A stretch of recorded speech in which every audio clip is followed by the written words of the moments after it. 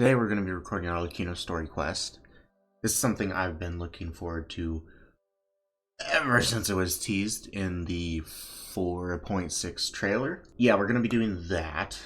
This is the first time I'm going to be recording Genshin with Facecam, so that'll be interesting.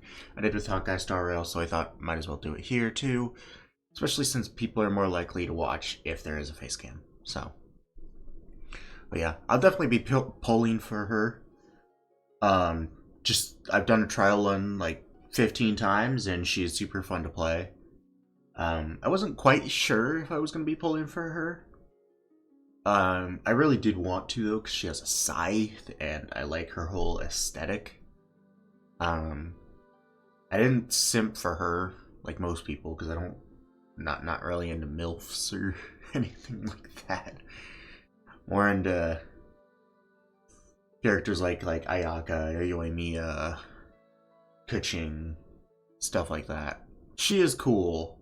I didn't really care too much for her in the Fontaine Archon quest. I thought she would kind of, it was like, I don't know.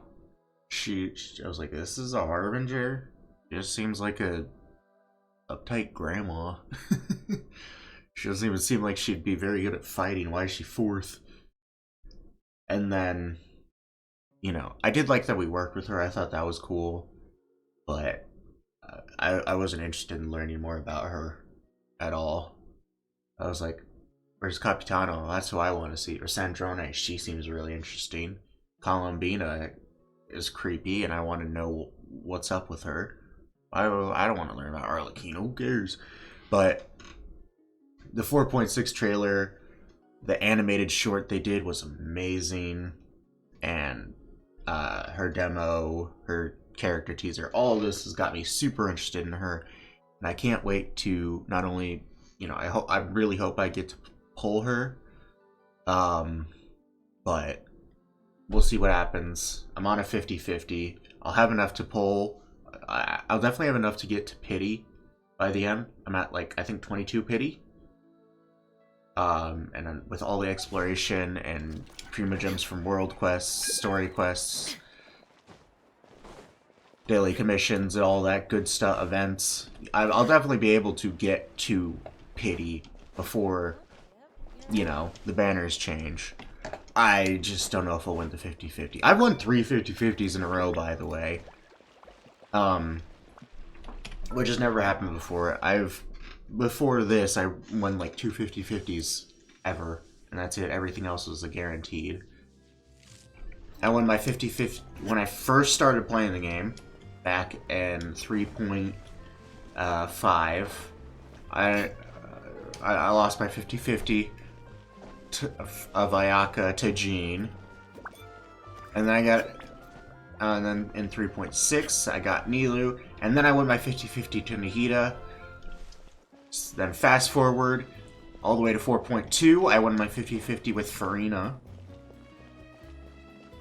And everything else was guaranteed until this, I believe. I had pretty luck. But,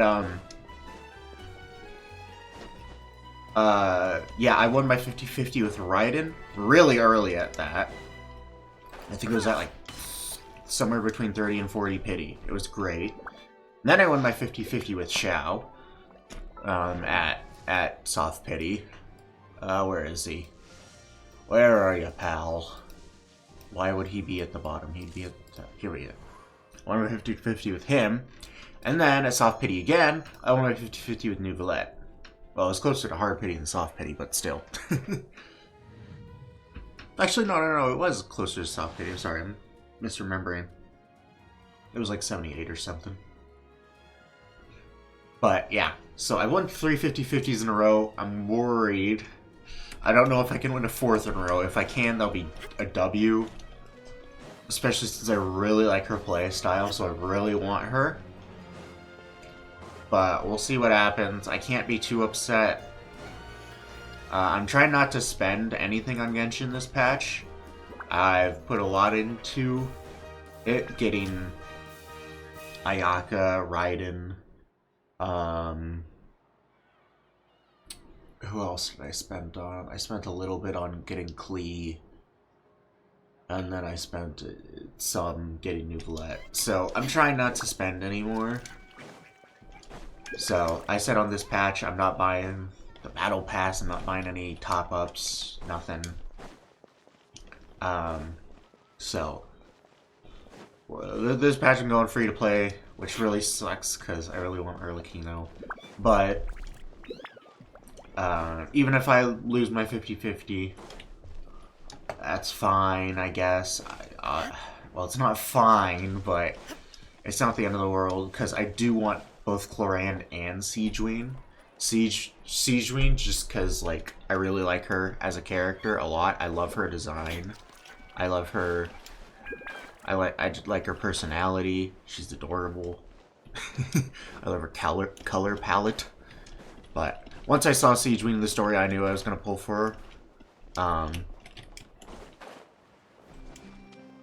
And the last time I said that was with Shiori, and I didn't pull for her. So but I like Siegeween even way more than Shiori. So definitely gonna stick to my word this time. And I also want Chlorand because she was so badass in freaking the second act of Fontaine. I mean, like, I can't imagine her kit not being cracked, like, busted insane, and super cool, like, visually pleasing. So, if she is as busted as I'm imagining her to be in my head, childhood doesn't exist. I just realized what it said. Then, I want to save for both, so if I lose my 50-50, it's not the end of the world, I'll be saving for them. I would have liked to get Wanderer as well, but I'll have to wait for him. Hey, Traveler. Paimon. Especially since I have Xiao, I mean, I don't really need Wanderer. They're both Animo DPSs. Over here. Hey, Linny. Alright. Lenny. To borrow one of the more popular turns of phrase at the moment, this appears to be quite the fated reunion. Running into you two out of the blue like this has really made my day. I certainly wasn't expecting it.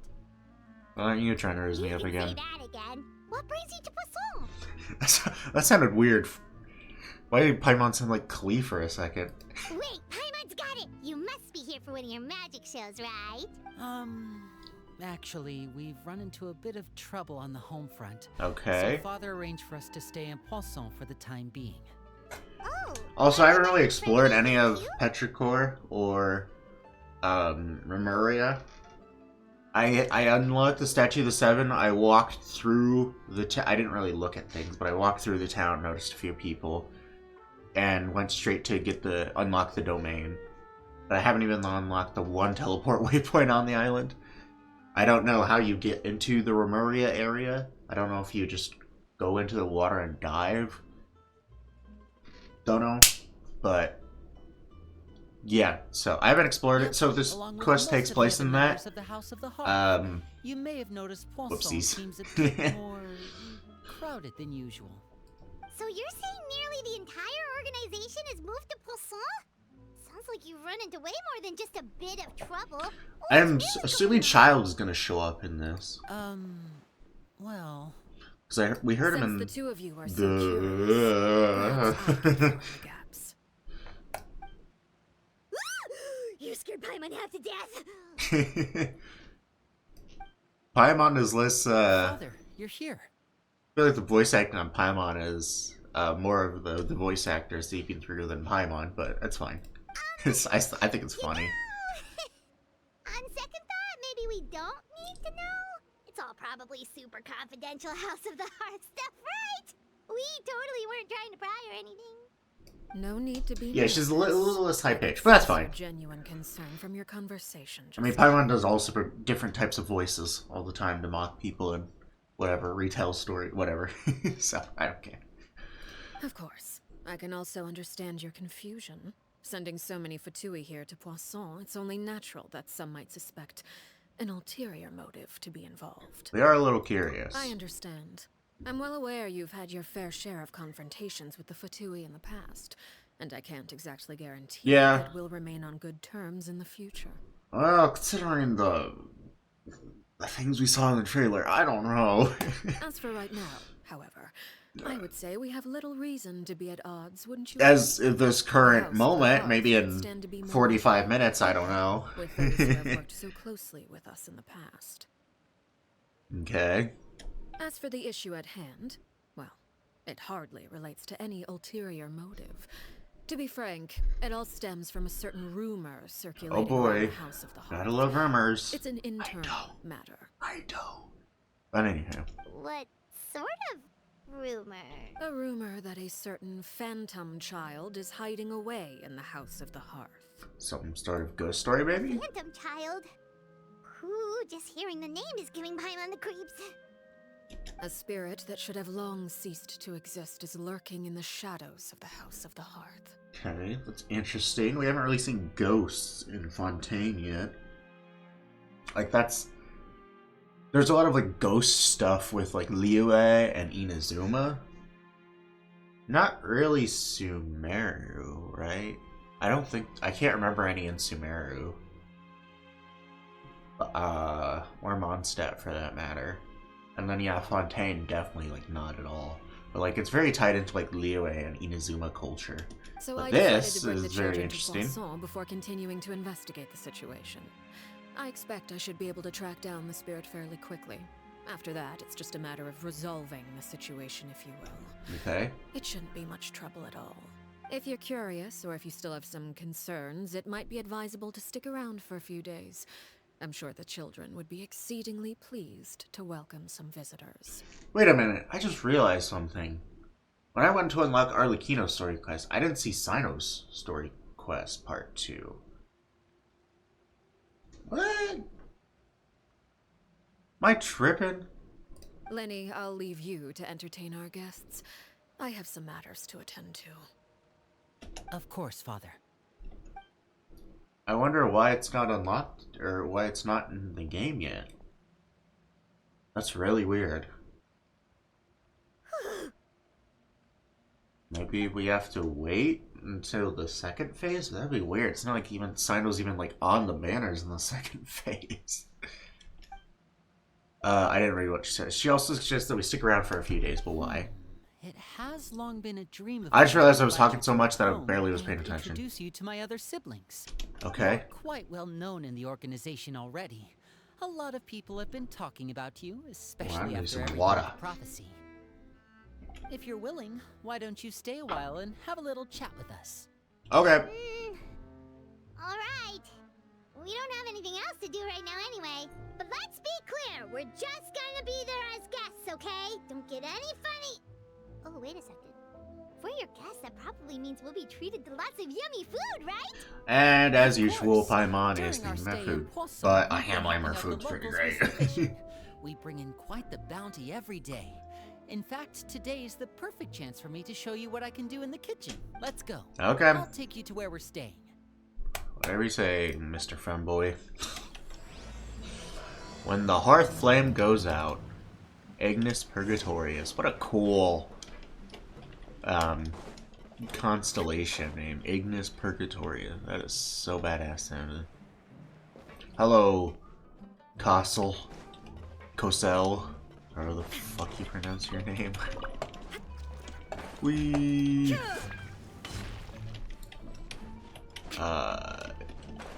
Over this way. We rented this house from one of the locals to use as a temporary base. I'll come back later and I remember this house. after that, it should be all ready for you to stay. Is this not the same one we hid with Frida in? Awesome, thanks! It looks the same at least. So, where are we off to now? Well, when I happened to run into you two earlier, I was actually in the middle of distributing some supplies. Okay. With this many people staying in Poisson, we have to bring in outside supplies every now and then. I should probably make sure the rest of these provisions get delivered. Otherwise, people might start to get antsy. Alrighty. We'll come with. There are all sorts of rumors about your organization floating around out there. Paimon's not sure if she could even take a wild guess as to what's true and what's not. But now that we finally have the chance to see a day in the life of the house, we can take a good look at how you operate. Well, you're more than welcome to come along. Just follow me. Okay. Help lady distribute supplies. Oh fuck it. We come down here and then we gotta go all the way up there. Alright, hold on. Hold on. Eh.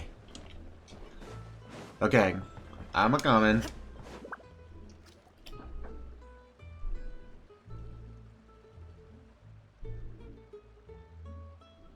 Linny, we're finally here. Chaplo. I'm assuming you brought them with me? Yep, here you go. Hello? Something caught your eye? It's the Traveler in Paimon! No way! Hey, we famous, we famous. You know what's up. Come here, everyone! Hurry! The Traveler and Paimon are here! Oh boy. One at a time, please. Don't crowd around them all at once. We don't want to scare off our guests now, do we? Oh, it's alright! Gotta say, Paimon didn't realize we were this famous. Of course! Father and Linny have told us so much about you. Father told us about how you helped Linny. According to her, you're a trustworthy friend. And as far as she's concerned, that's pretty much the highest compliment we've ever heard her give. As you can imagine, everyone's been very curious about you. Okay. I heard the Traveler is so strong that she can move a mountain with her bare hands. I heard Paimon eats so much that she can clean out the entire pantry at Hotel Tabor in just 3 days. Real and true. That's the rumor you heard about Paimon? Oh, no. Mine's also a bit of a stretch. Oh, wait. When guests visit, you're supposed to give them gifts and stuff, right? Oh, we don't need something like that. Besides, we don't have anything to give to you. Come on, we insist. I can give Yeah, you we don't have some anything to give to you. Just But pick we your don't have a poison. bag of 3,000 By mint. that, I mean medicine or actual poison. I've got both. Okay then. Anywho. Or maybe Shaplo can teach you guys about stealth.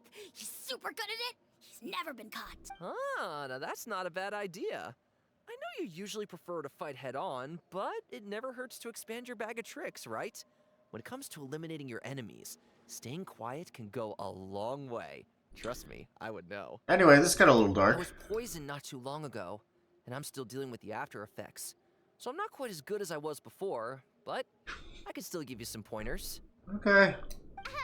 Wait, when you said gifts, but those are the best things we can give you. You don't like them? Ooh, how about this? Tell me the name of someone who really annoys you, and we'll teach him a lesson for you. Shincho, Shincho, Shincho. Sorry. The dangerous suggestions kept on coming one after another. Selwar, I think that's enough suggestions for now. When it comes to being a good host, it's the thought that counts. You don't need a physical gift to make our guests happy. In fact, pestering them with suggestion after suggestion might make them more annoyed than anything. I would say your enthusiasm has certainly gotten across. Really? We definitely feel the love. Awesome!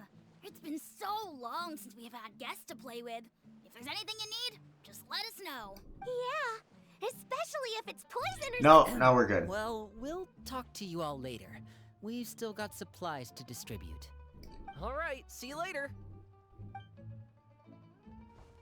Moving along. We're gonna pretend that didn't happen. Bye! Okay. Linny, about all that poison and stuff tactics talk just now. Scared you, did it? That kind of talk comes with being part of the House of the Hearth. Uh-huh. When Foltz was really young, he strangled all of his family pets, just out of curiosity.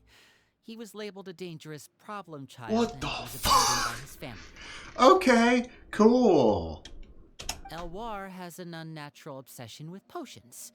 Father has forbidden her from trying all the different concoctions she comes up with, but she still tries to test them in secret. You really have to keep an eye on that one. Uh-huh. Chaplo is around my age. While I'm mainly responsible for collecting intelligence, he handles surveillance. He's very passionate about his work and has no reservations about taking on some very difficult missions. Uh-huh. I know you two probably aren't used to that kind of talk, but I can promise you they only had the best of intentions. Things like stealth tactics and developing different poisons, they really mean a lot to them. They were just I trying to show the understand. best It's of what just they could kind of offer, freaky. that's all. Especially the guy who strangled freaking all those pets. What the fuck? Jeez. Other ones are kind of harmless, I guess, but that one is just, I'm gonna stay away from him. Thank you very much. That was a little boy. I can't remember his name, but I also know him as the Pet Strangler, and that's all I need to know. Thanks. And who are these two? Allow me to introduce you. This is the Traveler and Paimon. Oh, you're the famous duo I've been hearing so much about. Not you. It's nice to meet you. I heard you've traveled to all sorts of places. Is that Yep. true? And later this year, we'll travel to another place. Scotland. Hey, I'm very excited for We're that. making our way all across to that. Awesome. Oh, good for you. You must be pretty familiar with Fontaine Let me by move now. my cursor down Have you here. seen the new opera that started running recently? Man. I think it's called The 4,000 Thieves? H2O is good.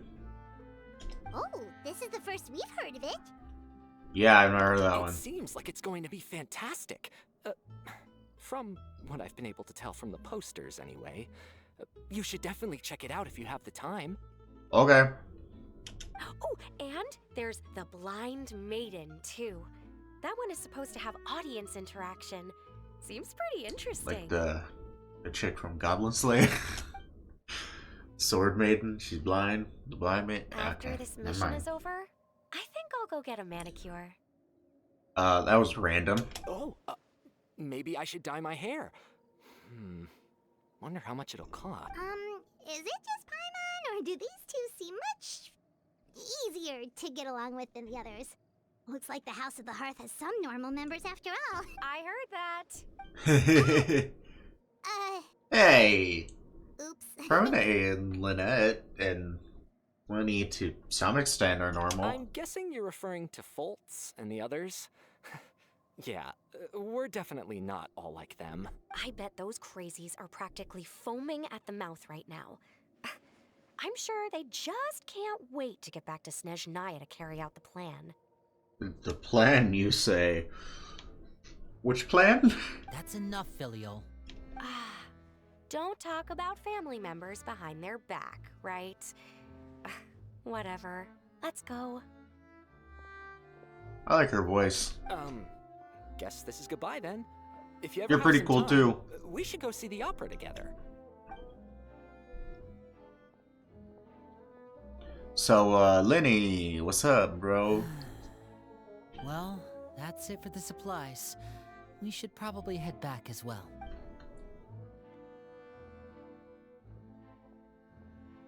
Well, they didn't seem too happy with each other.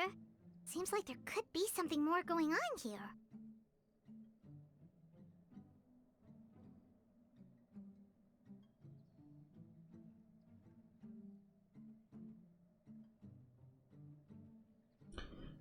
We should observe for now. You're right. We're only here as guests after all.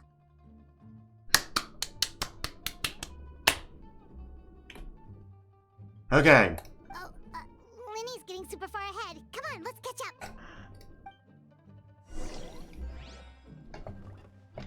up. Go to the temporary accommodation. Okay, yeah. Whee! So, what do you think of the members you've met so far? Certainly got a lot of personality. Well, Father is always encouraging us to be strong-willed and independent. So if there's one thing So we where's want, it's Lynette and people who aren't Fremine? That's afraid what I to really speak care their about. mind. Well, I should probably get cooking. Wanna join? Of course! Then let's head out and... Fremine. Fremine? Let's What go! are you doing here? Well, Hey, nice to see you again! Oh, you too. I love Fremine. I heard you're here as he's guests precious. of House of the Hearth. Well, We were just going to make some food. I didn't know how to Maybe we feel should about get him, a and then walk. Thelks event I could use happened, some and help then in I the was like, kitchen, "You are and amazing. I seem love to you. remember you mentioning you wanted You to are, make seafood soup you for the are traveler in fellow Paimon. social anxiety man. I will protect you." Seafood soup? Oh, Paimon's drooling That already. doesn't sound that appetizing to me. Were you looking for something just now, Fremine? Maybe I can help. I'm not a big soup fan. Well, It's I'm a soup the I YouTuber just fan, wanted not to soup see the if there food were fan. any extra supplies. Yeah, we've got some left over. What do you need? Some food and water, and some clean cloth, if possible. Okay. No problem. Give me a second here. Food, water. Wait a minute. What do you need all of those for? You're not on any missions as far as I'm aware, and you were just going to come eat with us. So what's this all about? I thought I'd grab an extra portion because I get hungry at night. Could be because I'm growing, you know, and... Fremine, you remember what I told you? You're not like me. Your lying skills still need some work. Tell me what's going on. Is it really bad enough that you have to keep it from your own brother? Lenny Andy. Maybe it'll be better if we. No, I want to listen. This is the first time I've seen that kind of look on your face. Whatever happened, does it have something to do with Father? Yes. Just follow me. Okay. Figure out what Fremine is hiding. Can I get up here? Thank you. Alright.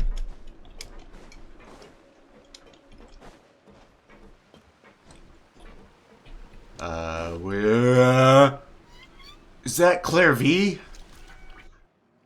You're back. Oh, and you've brought some friends with you this time. I think that's her voice Hello, actor. my name's Like Lenny. that's her voice. I grew up in the House of the Hearth. And you are? Hi, Lenny. I'm also a child of the House of the Hearth, just like you. Her game model doesn't look as good. It looks way too, like, NPC-ish. If they did the proportions and outfit a little bit better. You I would... can call me Claire V. Yeah, okay, Claire V, yeah. Claire V? It's nice to meet you.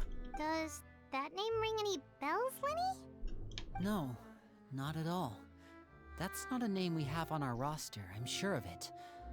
What I'm not sure of, though, is how she managed to sneak in. She must be the phantom child Father's been searching for. From the looks of it, I'm guessing you were the one that found her, Fremine. You, haven't told Father, have you? No, I haven't told anyone. I've just been keeping her hidden. Fremine got a crud. Okay. For how long? About half a month. Half a Oh wait, I was thinking half a year. Sorry, I'm stupid. Half a month's still a while to keep someone hidden, but... So ever since we got to Poisson, then, do you have any idea what you're doing? I know what I'm doing. Yeah. Really? Believe in Because from my Fremine. understanding, it looks like you're hiding the very person Father has been trying to find. This was from the If Father trailer. finds out about this, everyone involved is going to be punished. You know the rules of the house, Fremine. I know you do. Father doesn't tolerate any form of betrayal. So why are you doing this? I've thought it through. And I just can't hand her over like that. Okay. Lenny, don't you remember last year? Chaplot nearly died after getting poisoned during that one mission. He wasn't able to get back before the poison started taking effect, and not a single person was there to help him. That night, while I was sleeping, I heard a voice telling me to go save him. I opened my eyes, but I couldn't find the source of the voice.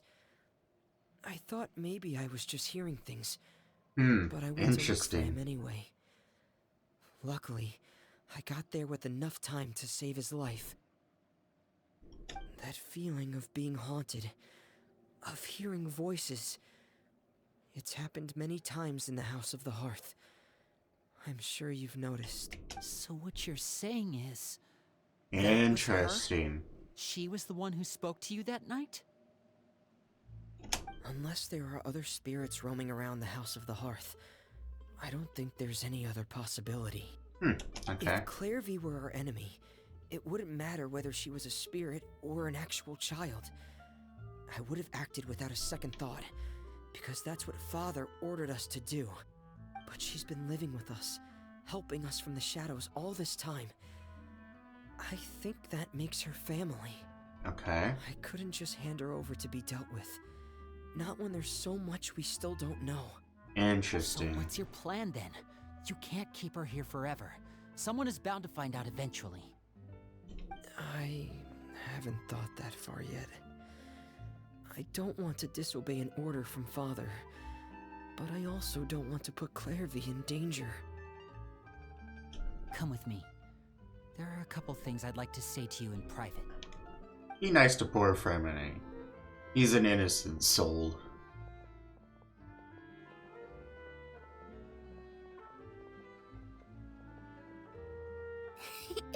Those two sure care a lot about each other. Yeah? Well, they got a funny way of showing it. From where Paimon was floating, it sure seemed like they were about to bite each other's heads off. No way.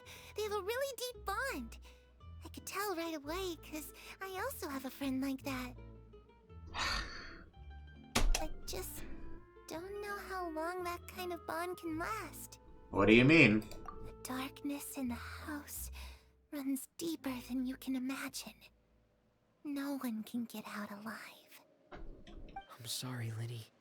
Jeez, that I was really dark. didn't mean to drag anyone else into this. Oh really? You didn't mean to? 'Cause I for one wish you did. Huh? What do you mean? You know, when we were younger, you didn't call me Linny. You called me brother, just like Lynette. We grew up together, the three of us. We were all orphans, all rescued by Father. Of all the siblings in the House of the Hearth, I think our bond was the closest. Later on, when you started calling me Linny, I wasn't actually surprised. After all, Lynette and I are related by blood.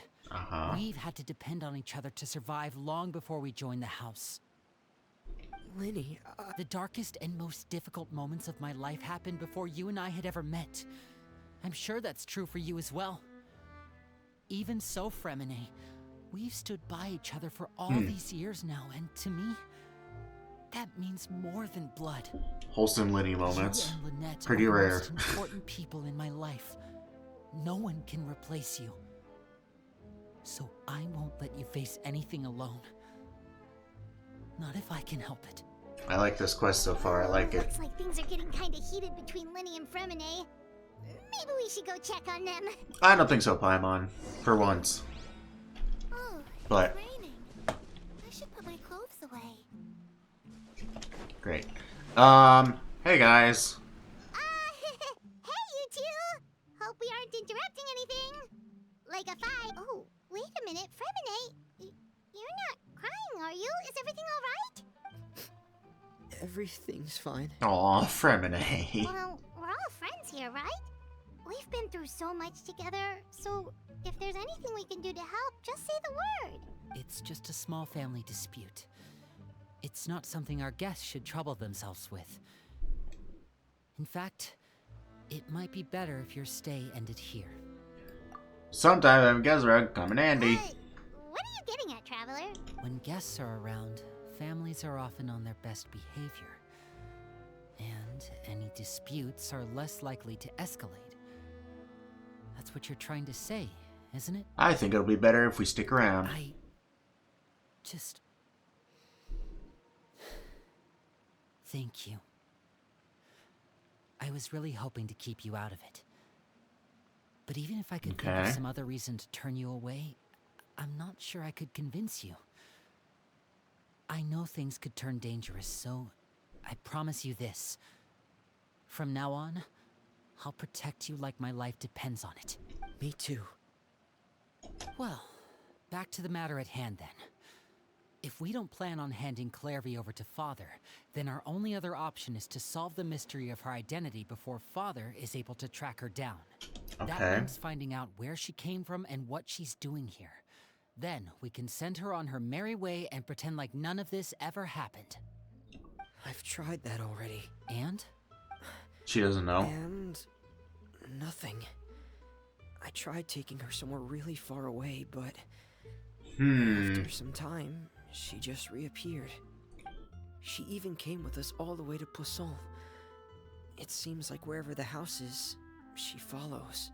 Interesting. I don't know much about spirits. Do you two have any ideas? Let's see here. Paimon remembers hearing something like, if you fulfill a spirit's last wish before they died, they'll know whatever's keeping them here and that was in lines. Raiden's Archon quest. Her second one. Oh, it's just that nice Paimon reference. doesn't really remember where she heard that, so it's not guaranteed to work. I remember Paimon. Well, sounds like it's worth a shot. Guess that means we should go ask her about her wish. But first, Fremine, I need you to promise me something. What is it? I need you to promise me that this will stay between the two of us. We're the masterminds behind this whole thing. No one else gets involved. Can you do that for me? Of course. I promise. All right. Then let's seal the promise just like when we were kids. Fist bump on 3. Ready? 1, 2, 3. I swear.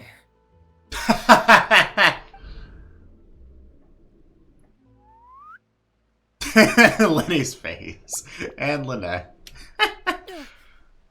Whoa! I love Lynette. She is awesome. Lynette! You scared me. But what a surprise! You can't hide anything from her. Dear sister. That face. And when exactly did you get here? She's like, I'm having none of this shit, bro. You're an idiot, brother. She's my favorite.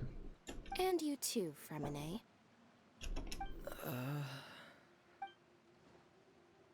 You 3, Traveler. And you 4, Paimon. Lynette and Guy. Wait, what did we do? I've seen Clairvy around the House of the Hearth before. I hadn't seen her in Poisson, so I figured she must not have come with us. But it turns out, you were just hiding her.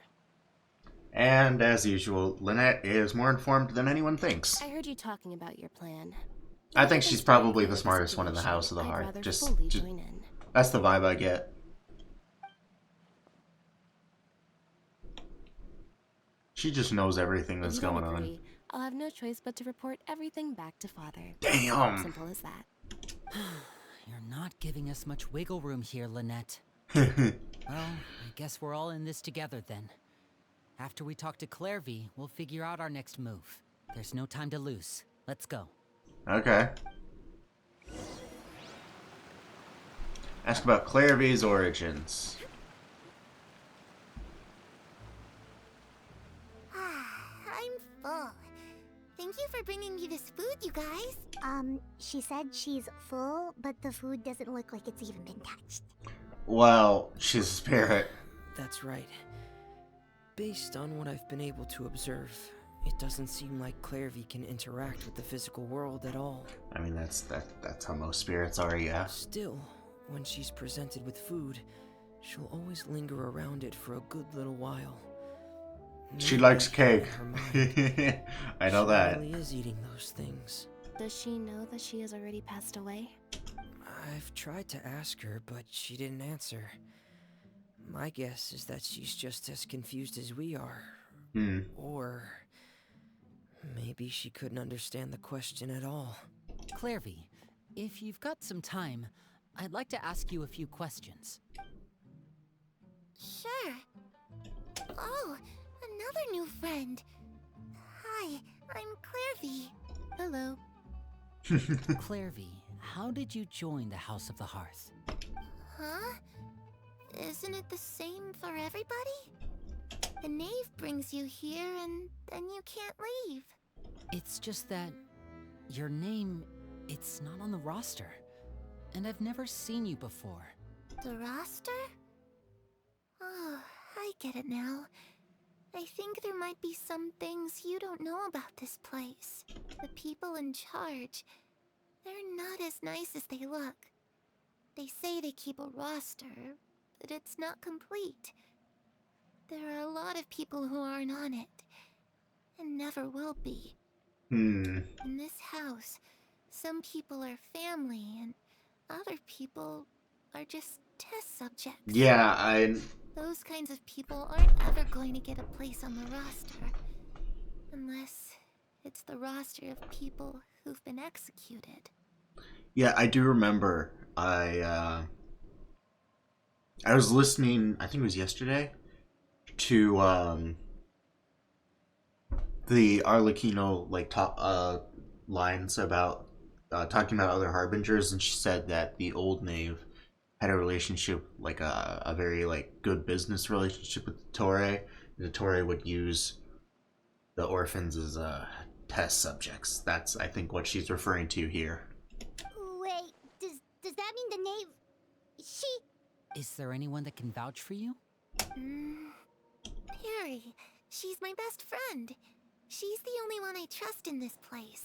Have either of you heard of that name before? No. Where? Me neither.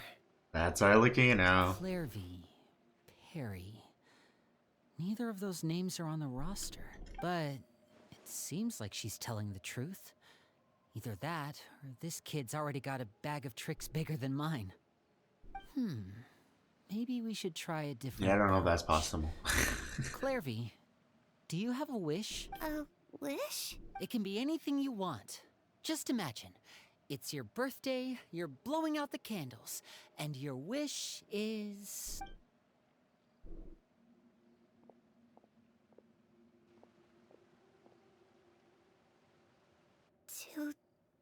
To go outside. Aw. Where the sun can find me. That's it? Well, that sounds easy enough. The darkness in the house runs deeper than you can imagine. No one can get out alive. What does she mean by that? Things can't be this simple. Okay, time to divide and conquer. Listen up. I've got a plan. Okay. I'll try and find a way to use basic illusory magic to take Clairvy outside and bring her somewhere with sunlight. Okay. Lynette, try and find the list of executions that Clairvy was talking about, and see if her name is on it. Okay. Fremine, you stay in Poisson. We can't be the only ones who've had run-ins with Clairvy. I need you to collect intel on everything she's said and done. Understood. I'll try my best. What about us? What should we do? We're gonna I talk really to father. appreciate your willingness to help, but this is a family matter. I don't want to drag you in too deep. It's too risky. Let me think. Since father considers you to be guests, maybe you could stick by her side for a little while.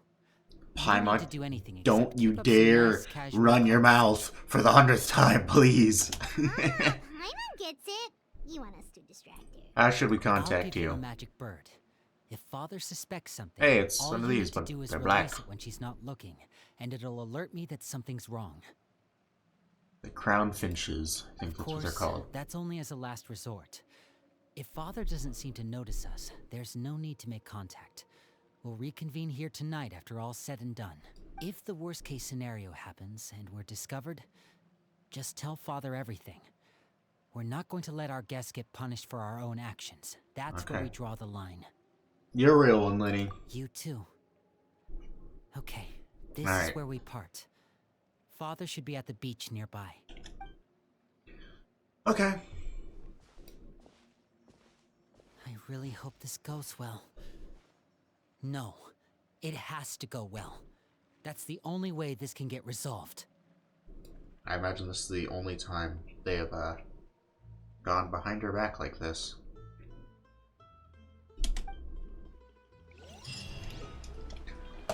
Alright, I want to hear what they have to say. I'd like to take you somewhere. Is that okay with you? Sure. Where are we going? Alright. Go to the seaside to look for a knave. Alright, up there. I want to see real quick if I can catch a glimpse of Lynette or Fremine. Probably not. Never mind. Is that Fremine down there? Yeah, it is. Hold on, I want to talk to him real quick. I don't know if we'll be able to find Lynette though. That'll be a little bit more hassle. Where should I start looking? Oh, that's all I had to say? Yeah, I'm definitely not looking for Lynette then. That would be a waste of my time. Alright. Oh, come on. And daughter.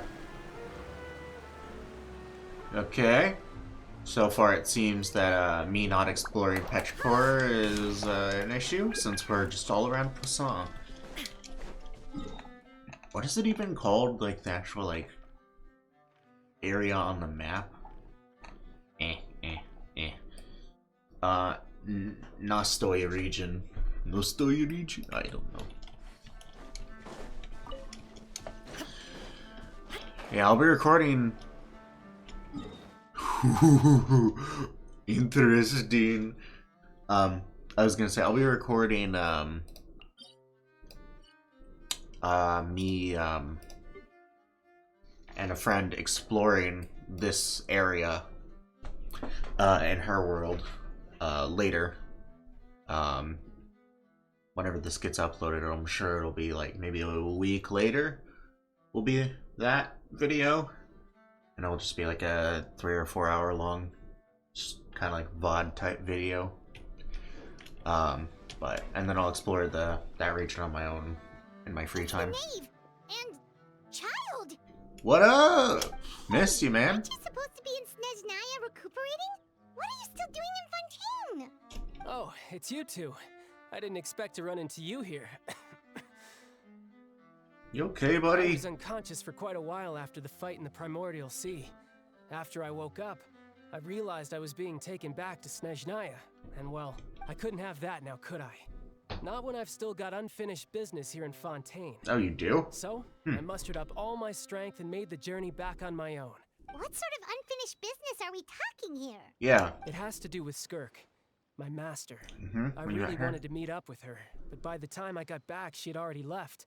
I still have so many questions for her. Without any other leads, all I could do was ask the knave to help me track her down. She must have left behind some traces from her time in Fontaine.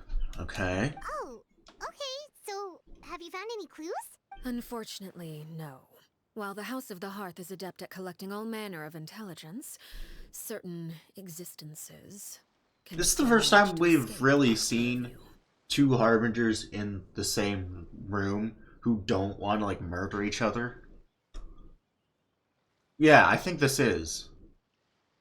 Because we saw Child and Senior in the same room. They wanted to kill each other. I think we've seen Dottore and Scaramouche in the same room. They wanted to kill each other. We've seen Scaramouche and Senior in the same room. They wanted to kill each other. Basically, unless Master feels there's a need to meet with me, she's not going to be found. Uh-huh. But that problem has an easy fix. I just need to become stronger, and then... Paimon thinks you should focus on getting better first. I agree. The worst of it is over. It's all thanks to that one kid from the House of the Hearth. Elwar, I think her name was. She gave me a bunch of random potions to drink. They didn't go down easy, let me tell you. Pain and chills all over. But they really did help speed up my recovery. And that's good, because it looks like I really do have to head back this time. The old man's been putting the pressure on me. I He sent someone to assume tell me old I'm needed man. for some sort of project. I'm assuming old man is Piero. I would guess. Project Stuja? Yeah, that's the one. I heard Regrador's involved too. Ooh, I'm not looking interesting. forward to having to listen to all his monologuing, that's for sure. Hey, maybe you could think of a way for me to stay in Fontaine for a little longer. She's like, that's not my problem. Yeah, Regrador, interesting. That's Pantalone, right? Yeah. Yeah, I heard from I think it was Arlecchino actually. I can't remember what Child said about him, but I remember Arlecchino said he's super obsessive, and like he's just so obsessed with revenge that he's just kind of blind to the rest of the world. Helping Linny and the others brush up on their fighting skills would be far more interesting. If you and I could spar, that would be even better. I've been waiting for a chance to see you go all out. And what a sweet little daydream that is. But I also have a role to play in all this. I'll be leaving Fontaine shortly as well. Besides, considering how little they see fit to step outside the homeland, being called on to return to Snezhnaya by such illustrious dignitaries, what a great honor. Wouldn't you agree? Okay. One I could do without, I'd say. Is it just Paimon? Or does it kind of seem like they're...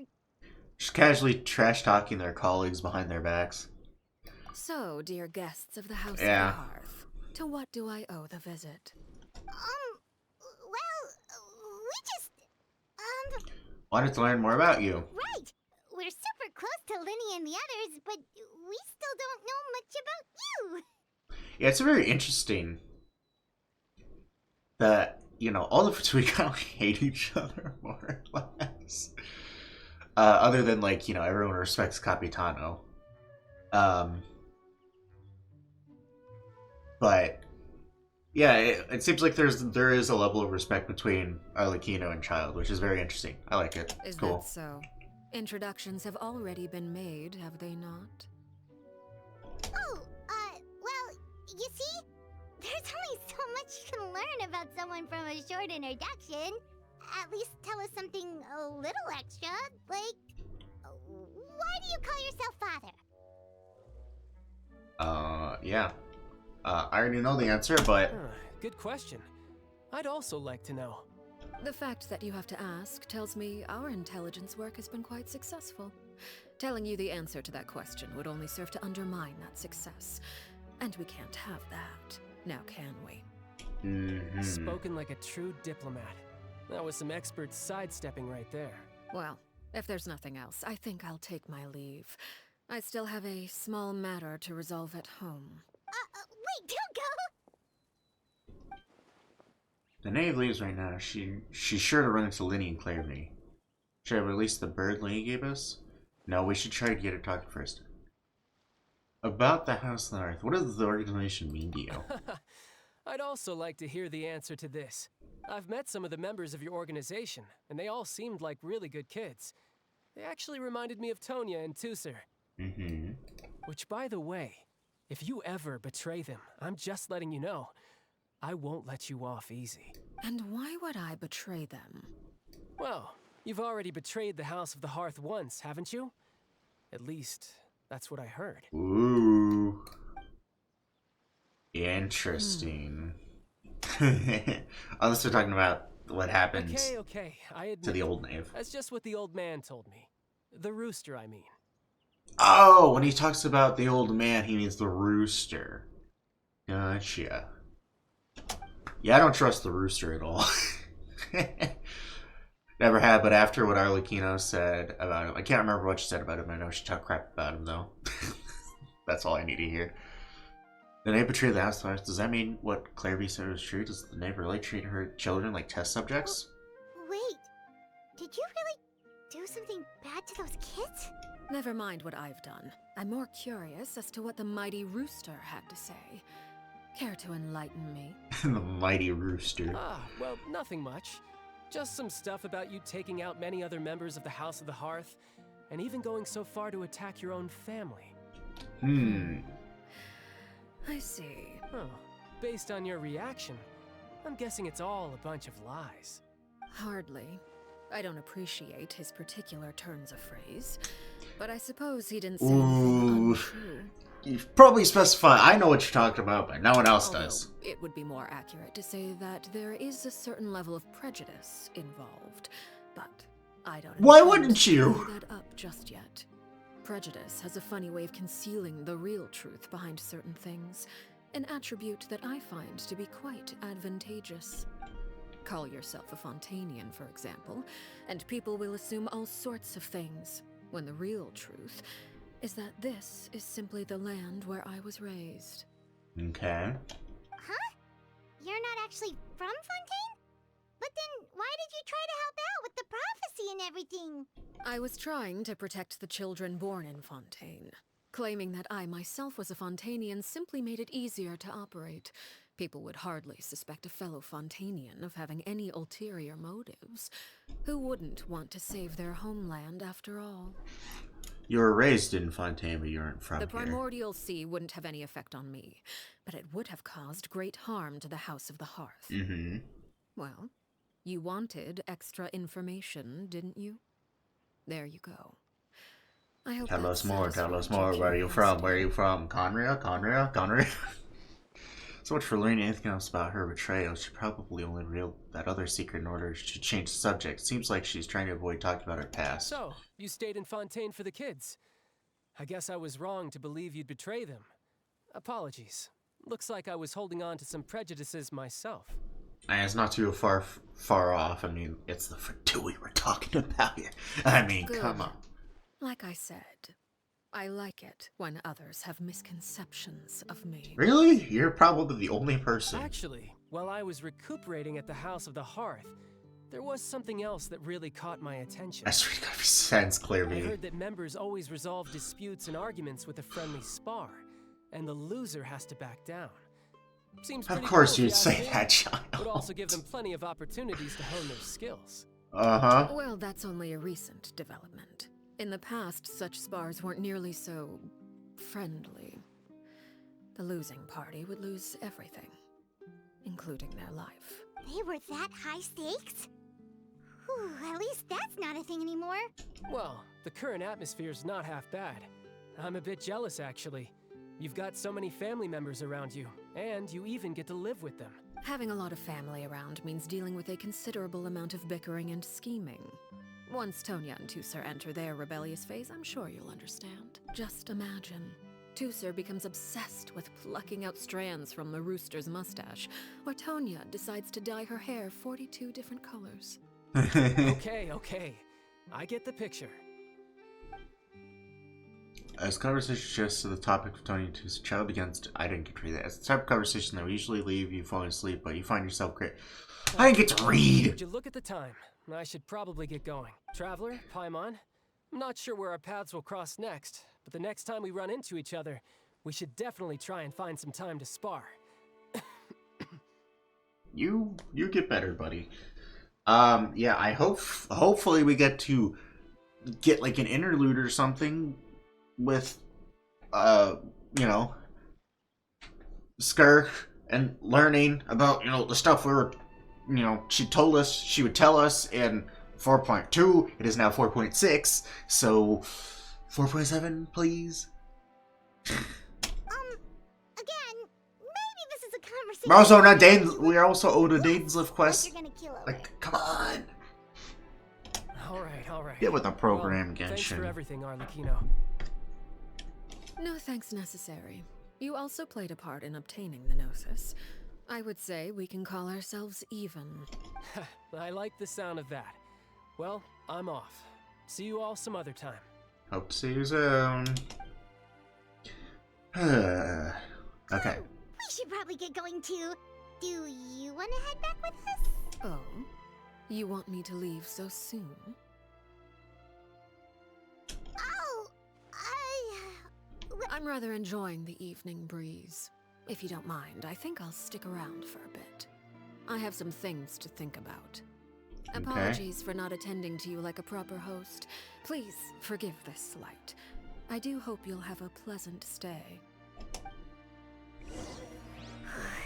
we managed to keep her distracted until nightfall. Okay. The child was there to keep the conversation going. Yeah, he's a conversationist, She alright. suspected anything, do you? If she did, it's all your fault, Paimon. I wonder if there any issues. Let's hurry back and see how everything This is went. Paimon, I love you, but you are terrible at keeping your mouth shut and not looking suspicious. Hello, big fish. This motherfucker looks like a sturgeon.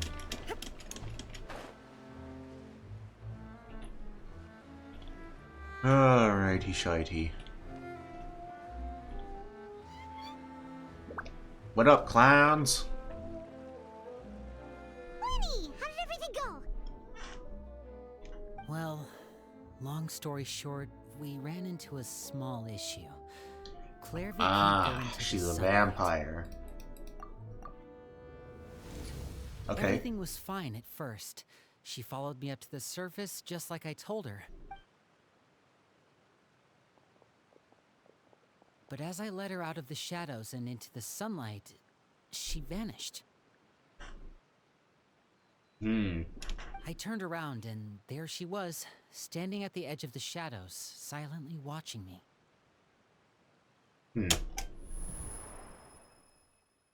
Interesting. Maybe she's afraid of sunlight, or... No, it wouldn't be her wish. It's that she can't. Well, we could always try pushing her. I'm not sure pushing works on a non-corporeal being. Oh, true. I've pretty much tried it all already. Nothing worked. Eventually, the sun went down, so all I could do was bring her back here. How did it go with you, Lynette? Good. I've got the list. It's right here. Really? Well, what are we waiting for? Let's take a look. Okay. Oh, that's a lot of pages. Oh, it's gonna take forever to get through it all. We can each take a section. Here.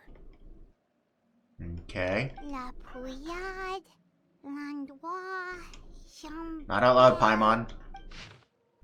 Okay. Interesting. Oh, yikes. That Aurora guy has a huge scar on his face. He's kinda giving Paimon the creeps. Ah, I've met him before. The scar is from an injury he received during a mission. I still remember him joking with me about it. He said any future lover would take one look at him and then lose all interest. Poor guy. Did he say anything else? Well, I asked if there was someone he was interested in. He said no, and that's where our conversation ended. L. It was only later that I learned he really did have someone he liked. He risked everything to escape so he could be with her, but it didn't work. One day, Father asked to see him, and, well, I never saw him again after that. Wait, so that means the knave, It may seem cruel, but it's just one of the rules of the house. Betrayal is not to be taken lightly. We know too many secrets to come and go as we please. So, if you do try to leave, you pay with your life. Solemn atmosphere descends over the group as you look through the Her list. name's not here, huh? Well, that's not too surprising. It doesn't seem like this list is complete. It only contains records dating back around 5 years. Let's shift our attention then. Fremine, were you able to find anything out? Fremine. Sorry. I was thinking about something. Okay, let us know, big boy. I managed to talk to quite a few people, but I couldn't help but notice that the atmosphere in the house was a little... strange. Strange? Yeah, I mean, I know there have been arguments in the past, times when people haven't gotten along. Chaplot and Filiol are a good example of that. Okay. Oh, those are two of the people that we met while delivering supplies. Paimon can see how they might not get along. They had very different vibes, and their, interests seem to be pretty different as well. That's to be expected, actually. Father brought us all here, shared her knowledge with us, taught us how to fight. That's one thing we all share. But that's also where the similarities end. Not all of us feel the same desire to stay here. Okay. As members of the House of the Hearth, we're also considered part of the Fatui. And to a lot of people, that's an identity they never asked for. Yeah, that's totally fair. Certain members get older and realize they want something else for themselves. But considering the rules of the house, most people would never say that out loud. People like Chaplot and Foltz are loyal to Father and her vision. They're proud to be part of the Fatui. Filiol and Nantoy, on the other hand, well... Yeah, they seem more aren't normal. quite as enthusiastic. These kinds of conflicts have always been there. It's not like Father is in the dark about any of this. Well, that's true. But it just feels like things have gotten worse lately. Filial and the others... Interesting, yeah. It seemed like they were meeting in secret to talk about something. I can't say for sure, but I think they've met Clairvy. You think And she's been astute. inciting them to act out? Yes. No, not exactly. But I wouldn't be surprised if she said something to them about the darkness in the house and how deep it runs. Fair enough. She's told me about it before. Experiments being run on children. People being used as pawns on the battlefield without so much as the strength to survive. And they just believed all that? Without any evidence? Well, I mean, if you're already unhappy with something, and you hear more bad things about it, it's just kind of human nature to, like, be like, I agree with that, yeah. Clairvy's words probably gave them the excuse they were looking for. Whether they actually It's called believed it to be negativity true is bias. secondary. I actually don't know what it's called. I just made that up on the spot, but it sounds right. This is all because of Project Stuja, isn't it? What's Project Stuja? Whoa. Hold on a second. What's this Project Stuja all about, huh? This is the second Yes, time it's please. come up now. Sorry, but I'm not sure of the details either. Damn it, Lenny. I only know what Father has told us, which is that it's something the Rooster and Regrader have been working on together. Apparently, it has to do with the Fatui's strategic plan for the future.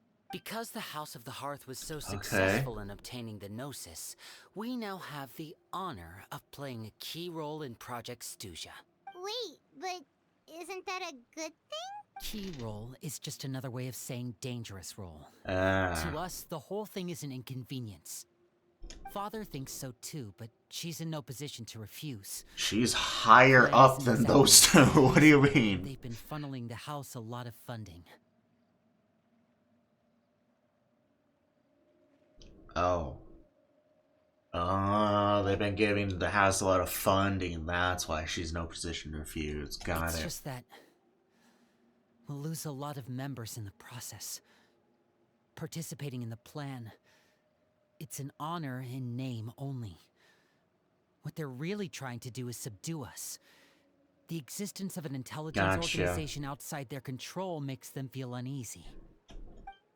Looks like the two are plotting something big, but given how little Linny and the others seem to know about it, I probably won't be able to learn much. I should keep a sharp eye out during any future dealings with the Fatui to see what I can learn. Okay, super complicated top secret Fatui business aside, what does all of this have to do with the conflicts you were talking about? I wonder if earlier? Project I Stuja don't think is... it's a connection. No. I was gonna say if that's the name of their big overall plan. But that would be... It wouldn't be run by the Rooster and Regrader. That would be run by Piero. External pressure has a way of exacerbating internal strife. You can't overlook the power of This would be fear their own either. little side project then. People are afraid Wonder of what it's dying. about though. And that fear is often the impetus for a lot of stupid decisions. I mean, I wouldn't say it's stupid if you're afraid of... I Whatever. thought resolving the Clairvy situation would make everything go back to normal, but it looks like things are more complicated than I thought. Yeah? If we leave Filial and the others to their own devices, sooner or later, Father will be forced to take action. Okay. We can only focus on one situation at a time, brother. You're right. Even if we confront Filial and the others, it won't do any good.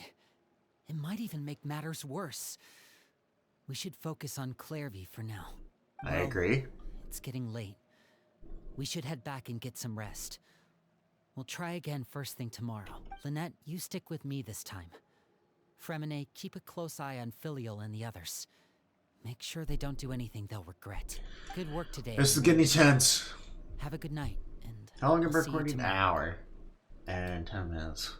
Usually things are like an hour 45-ish.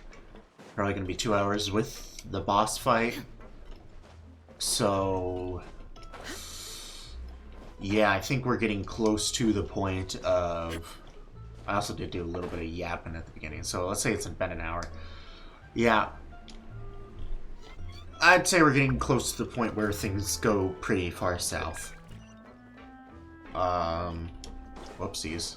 I was like, where am I supposed to go? I didn't realize it was just right here. Alright. Your mind races with all sorts of thoughts. You try to rest and you fall asleep. I'm always looking forward to an early night, but she can't sleep at all. Hey, you don't think the knave will be too angry with Lenny and everyone if she finds out about all this, do you? She's even scary when she smiles. If she were to actually get angry... Ooh, you have to protect Paimon if that happens, okay, Traveler?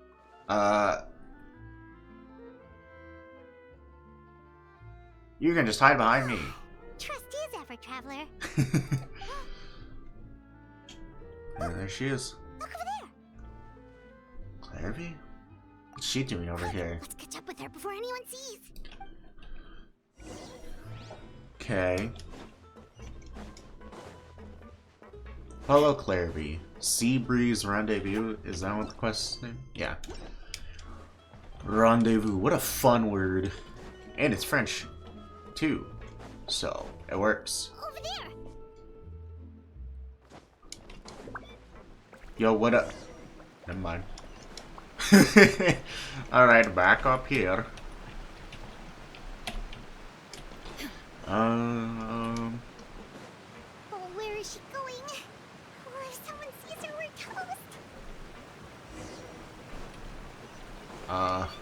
Going we.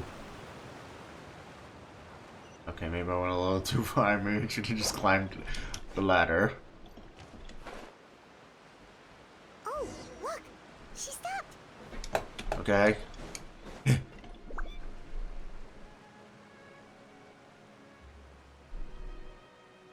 Oh. Clarivy! It's cloudy out. Jeez. Open the window while no one was looking. Alright. Look how pretty the outside is. Window. If only I could have more than this. You probably think I'm being silly, huh? All this hopeless resisting. It's better to dream of what I could have than try to make it a reality, right? Please, help us get on the same page here, Clary. We need you to tell us what you know. Can you do that? Sure. Although, after you hear all this, I think you might regret that decision. Everyone in this family is nothing more than a tool. Something to be used and exploited. We're all expendable. Including me. As long as you're useful, you get to stick around. Lose your value. Yeah, okay. Handed over to the doctor. Experimented on. And given a fate worse than death. I've seen it happen again and again. And I've had enough. You're saying the knave did all that? It's just, that doesn't seem like something she would do. She's scary and all, but it seems like even she has lines she wouldn't cross. I knew you wouldn't believe me. Everyone thinks she's a good person. They all think of her like a real mother. Mother? But she doesn't deserve that title. She's disgraced it and tarnished it. And if I had things my way, I'd never see her again. If only Perry were here, she'd understand. Yeah, so Clarivy doesn't understand what's going on around her. She can interact with people, but her mind's still in the old House of the Hearth with the old knave who was Mother. And now we're in the new House of the Hearth with Father, and,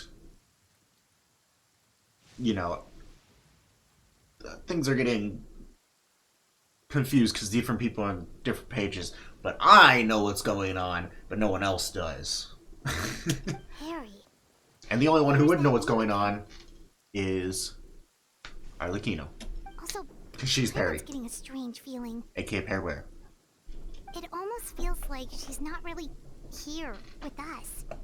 Paimon can't tell if she's actually talking to us or if she's mistaken us for someone else. She's a spirit, could be anything. Well, in any case, it seems like she really needs someone to talk to. We should keep her company for a little longer. She looks so young. but it seems like she's been through a lot. Yeah? It's getting windy. I should close the window. Ooh, look at the moon. Isn't it pretty? Hey, so as a little editor's note, I watched someone else play this, and I didn't realize it wasn't supposed to rain. You were actually supposed to see the moon. I thought that was for immersion's sake that it started raining, because it was like a sad scene, and like, you know, we can't see the moon, but she can, because she's in a different world than we are. But I didn't realize that was just bad timing. But it got me immersed, that's for sure. It's funny when coincidences like that happen. But anyways, yeah, I just wanted to say that. Hey, wanna hear a secret? Oh, come on, don't do this! That if you look up at the night sky in Snezhnaya, you can see the aurora. It's supposed to be super pretty. Even prettier than the moon tonight. I love to see it. Harry and I promised each other that once we're older, we're gonna go see it together. But I can't find her. I'm worried she's also been... No, that wouldn't happen to her. She's special. Mother likes her a lot. I should really go talk to Mother, but we just fought. She doesn't want to see me, and I'm too scared to face her. What should I do? Interesting.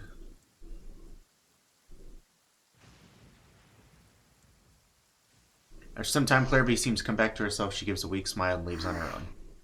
Got to read it that time. That was the only time I got to read all that. Well, let's head back. We've got an early morning tomorrow.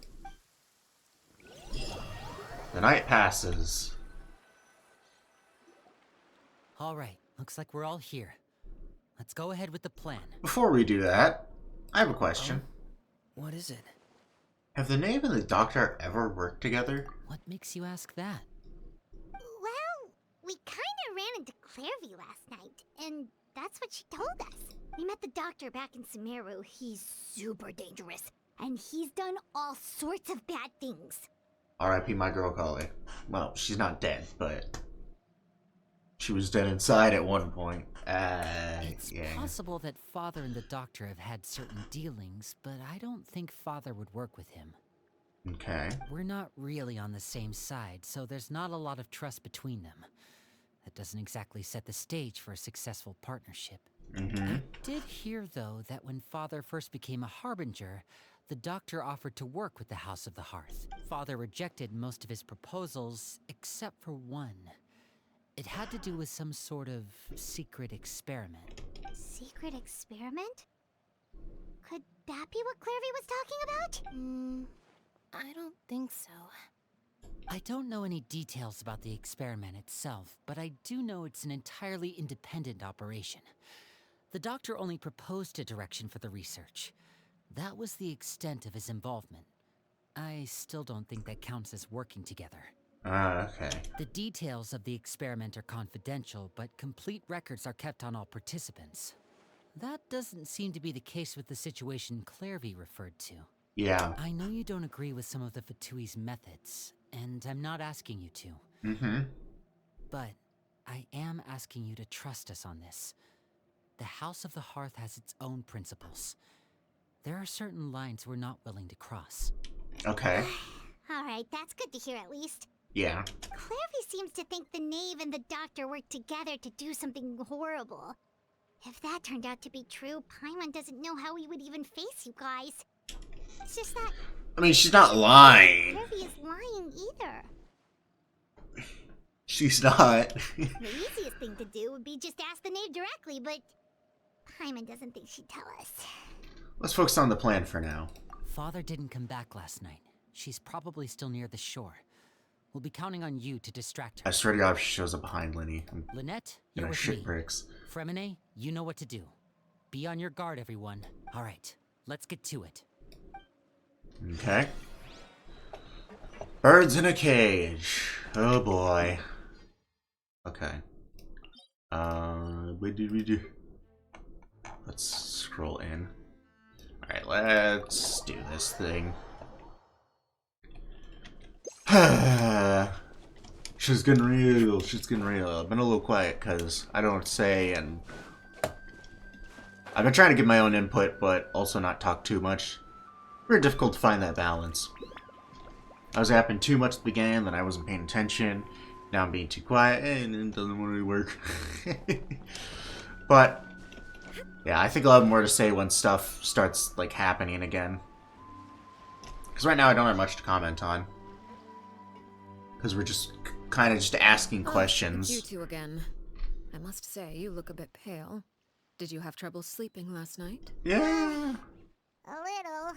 Perhaps if you had less on your mind, you'd be able to absolve yourself of such troubles. So what are you planning to do now? Catch up on some sleep? Or should I give you some time to rack your brain for a topic to discuss before I ask any questions? Although I must profess to being curious. Without Child here, how do you plan on distracting me? Us? Distract you? A good one. But no, we were just here for a chat. Looks like you could have used some extra time to think. No matter. If you don't have any other plans, why don't you accompany me somewhere? Okay. Don't worry. I'll be sure to steer clear of any scheming children. Uh-huh. The ocean breeze is sure nice today. So you know everything then. Children always think they can hide things from the grown-ups. But nothing gets past me. Least of all a little scheming. I think I'll let them have at it for a little longer. I can be very patient. Yeah, you really seem like you can. Especially when you say it like that. Well, I'll leave you to think things over. If you're so inclined, meet me outside the Palais Mermonia. Why might I blame you? But... Good things come to children who do as they're told. So I do hope you decide to tag along. If only for your friends' sakes. Mm-hmm. What should we do? She clearly knows about everything we've been doing, and Paimon doesn't. We should release the pigeon that Lenny gave us. That ain't no pigeon, that's a finch. Oh, good idea. Hopefully he sees it in time. Well, we should probably head to the Palais Mermonia.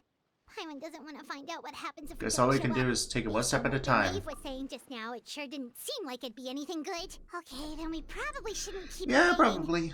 It seems like Lenny and the others are on thin ice, so let's do our best to not get them in any more trouble. Anywho, where are we going? Oh, okay. All the way here. Wait, where are we going to Palais Mermonia? That's where Nouvellette works. Are we talking to him? Oh, right! His voice is in the trailer. Enjoy some pleasant conversation. Yeah, we're gonna talk to him. I'm glad to see you get along with my children. Being surrounded by good companions is necessary for. Doesn't seem like she's too upset, really. You're not planning on doing anything to them, are you? I assume you're referring to Lenny, Lynette, and Fremine, although there's that situation with Filial and Nentoy as well. Wow, she really does know everything, huh? It appears quite a few people have been acting out lately. No matter. I'm not one to discriminate. All those who betray the house meet the same fate. Does that mean you're going to kill them? Oh, are you here to beg for their lives? I'm sorry to disappoint, but the rules of the house change for no one. In my organization, everyone is responsible for their own actions. But don't you care about them at all? They really respect you. They even call you father. You must feel something for them. Any organization in which feelings come before principles is one destined for ruin. The House of the Hearth is hardly an exception. You could say our principles are more stringent than most. Perhaps I can offer you this consolation at least. As our guests, you two will not be held accountable along with them. There's really no other way to solve this issue? I would imagine Lenny, Lynette, and Fremine will be able to keep their lives. Okay. As for Filial, Nentoy, and the others, I'm afraid there's little I can do. They can try to escape, but once you know our secrets, there's no getting out alive. Well, at least you can promise that those three will keep their lives. But that's awful. Ah, you seem concerned. Out of consideration for my guests, I suppose I could turn a blind eye for a little longer. If Lenny and the others manage to dispose of Clairvy in the meantime, all evidence of their wrongdoing will be lost. In that case, I could hardly punish them for something I couldn't prove. If their efforts are unsuccessful, on the other hand, all will be held accountable. And the punishment will be severe. It's a deal, then. Of course. Oh, and here. I believe this belongs to you. Do try and keep better track. Okay, jeez. She's way too observant and aware of everything. It takes a considerable amount of time to train a bird like this. It would be such a pity if you were to lose it. I know they wouldn't actually do this in Genshin, but I was expecting, like, Spice to come through and just jab it in both sides. Maybe, you know, I was judging that one kid earlier. Maybe I'm the one who should be judged. Anyways. Where did you get that? It would be a cool scene, though. You can't lie. Anyone who thinks about judging me, it would be a cool scene, though, if she did that. Well, I'm afraid that's all the time we have to chat. Listen, I'm a writer. I think about the writing side of things. No matter, you know, no matter happy, depressing, scary, you know, if it's good writing, it's good writing. That's how I think about scenes. I asked you to meet me here because I have business at the Palais Mermonia. Yes, It has nothing to do with you, but I think it would be prudent. It'd be so cool if we ran into Frida and she was like, "Oh, there will always be I'll be on my way now. Bye-bye." Off and tell Linny what you've learned. That'd be funny. Well, time to go. Looks like we wrapped things up. But we also don't need to put Frida through anything like that anymore. Also, it's not like her to be at the Palais Mermonia. If anyone would be here that we'd run into, would be Cloran. I think she's the only one who would like regular here, other than Nubilet, because he literally works here. I guess Cerberus might come here. Maybe. I'm not sure. I feel like she'd more likely be at the fortress than here. Handing over criminals to Writhely. It's been a while, Monsieur Neuvillette. I must say, I wasn't expecting my meeting request to be approved quite so quickly. The Palais Mermonia operates with an efficiency worthy of admiration. It is only right that an esteemed diplomat such as yourself should be afforded the proper level of respect. Although what a gentleman. I speak plainly, I must confess that I did not anticipate we would have the occasion to meet again after presenting you with the Gnosis. I see you brought the Traveler and Paimon with you as well. If I may inquire as to the purpose of your visit. I'll be departing Fontaine shortly. There is, however, an outstanding matter that I would like to see resolved before I go. It requires a rather lengthy explanation, I'm afraid. So I took the liberty of explaining everything in this proposal. Please review it at your leisure, Monsieur Neuvillette. It's leisure, not leisure. Get grammar checked. Haha.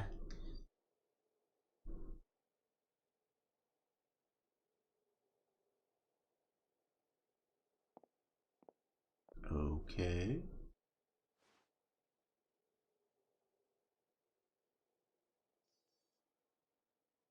So, you got any fancy water here? It's pretty quiet. There's literally not a sound. Not even background music. Your request.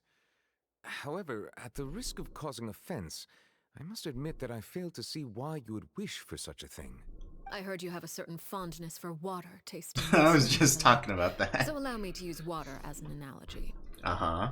A family is like a large body of water with countless rivers flowing in and out. As someone who watches over this system, I would hope that each river that flows from the source will eventually reach the ocean. Of course, objectively speaking, I know this is impossible.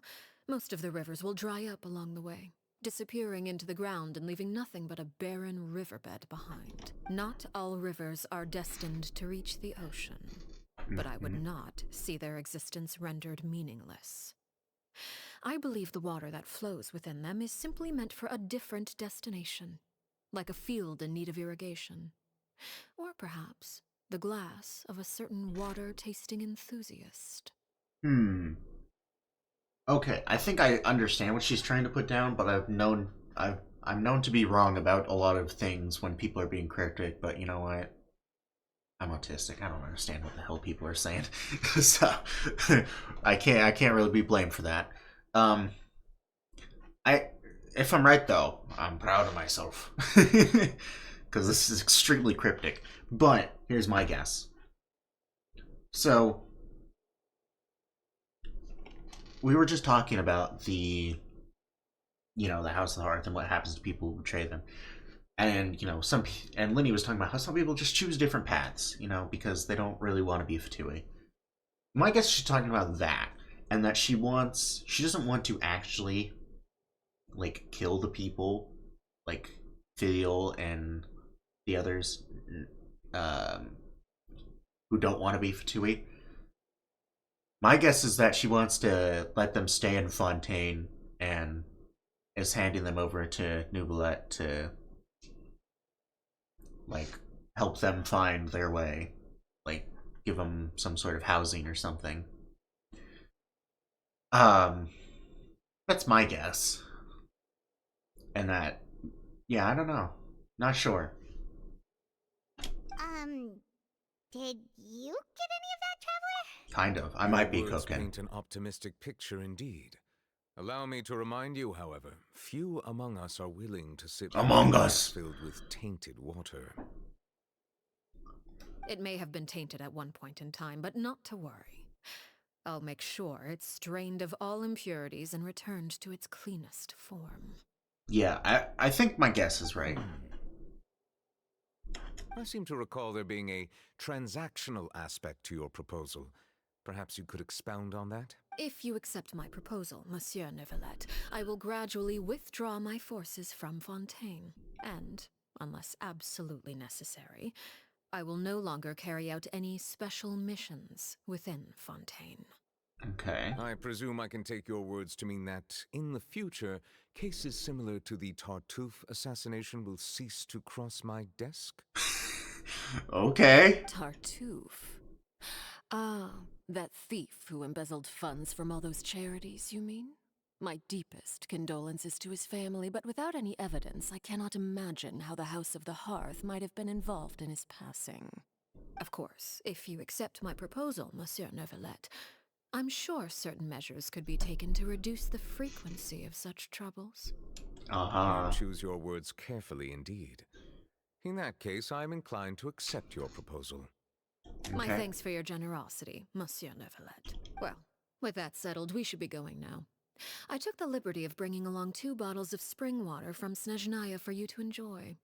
I do hope I get the chance to hear your impressions. Perhaps at our next meeting, yes? Indeed. I trust you would not overlook your commitment in the meantime. Okay. All right, Traveler Paimon. Time to go. Yeah, I don't think Paimon got any of that. And I don't think Traveler really did either. But I got it. Well, I guess Traveler's me. But she's also not. This is like the one game where the main character isn't really you.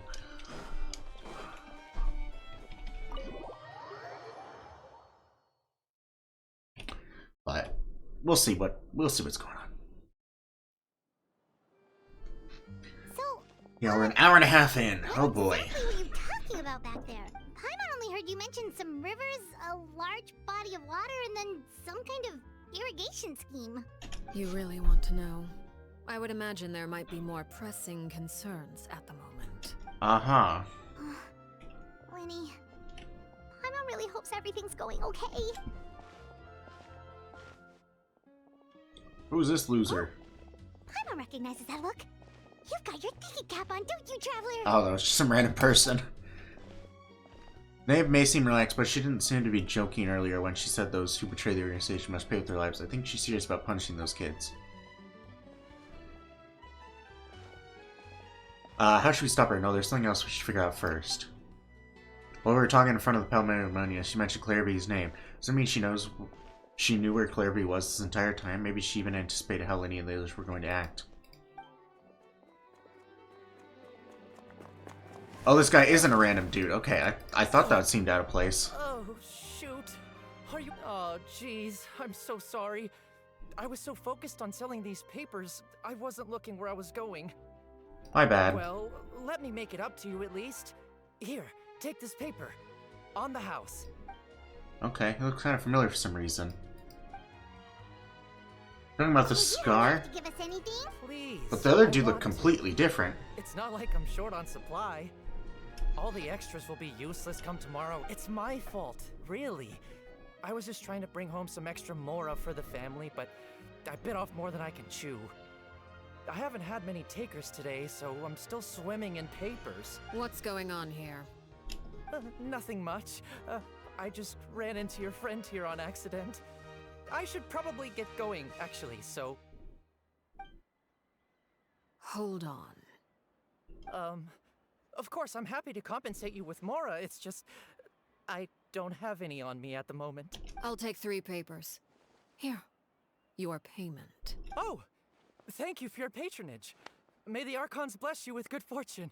If only I had the chance to run into such generous customers every day. I should probably just take on a There's something going on party, here. though, right? I'm getting married soon, so sometimes it's hard to not get ahead of myself. Anyway, Hey, good for you, buddy. I should head out. Goodbye. Good for you. Well, now that my affairs are settled, we should take the boat back to Poisson. All right. I even acquired some light reading to enjoy along the way. Actually, why don't we stick around for a little Paimon. Paimon just realized how hungry she is. She can't head back to Poisson on an empty stomach. It's like Paimon is trying to buy us more time. If we head back now, I doubt Lenny and the others will have made any progress. What should we do? It appears you two are under the impression that delaying our return will somehow alter the situation in your favor. I'm sorry to ruin your fantasy, but your efforts are meaningless. That being said, I could be persuaded to give Lenny some extra time. I just have one condition. Okay, fair enough. If you agree to my request, I'll even answer some of your questions. You're quite curious about Claire V, are you not? And my relationship to her. Wait, why are you being so generous all of a sudden? You're not gonna ask us to do something bad, are you? You overestimate yourself. You don't have the time. Damn. Then what can you possibly... The most important consideration in a negotiation is that both sides receive something they want. Demands and threats. Your condition, let's hear it. Wonderful. Here it is. Okay. When the time comes, make the choice that you deem most appropriate in the situation, and lend your help to the House of the Hearth. Okay, sounds normal enough. But what do you mean, when the time comes? When is that supposed to be? Oh, that's kind of the freaking point, Paimon. To decide. Accept your condition. Then we have a deal. Follow me. All right, let's get some answers out of you. Because all I have are freaking questions right now. I mean, the answers she's probably gonna give are probably not ones that are probably ones that I mostly already know. What I want to learn about is where she's from, what's the details on her curse, stuff like that. But I feel like that'll be answered more in her like character stories and stuff, which I never read any of those. Oh well. I'll probably just have to rely on YouTubers for that. Where the frick are we going? All the way over here? Jeez. Alright. Let me use a stamina food. This will do.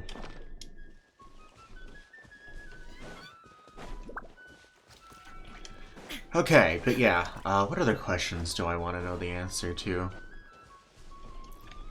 Yeah, does she know why Claire V is still here? What does she feel about it? I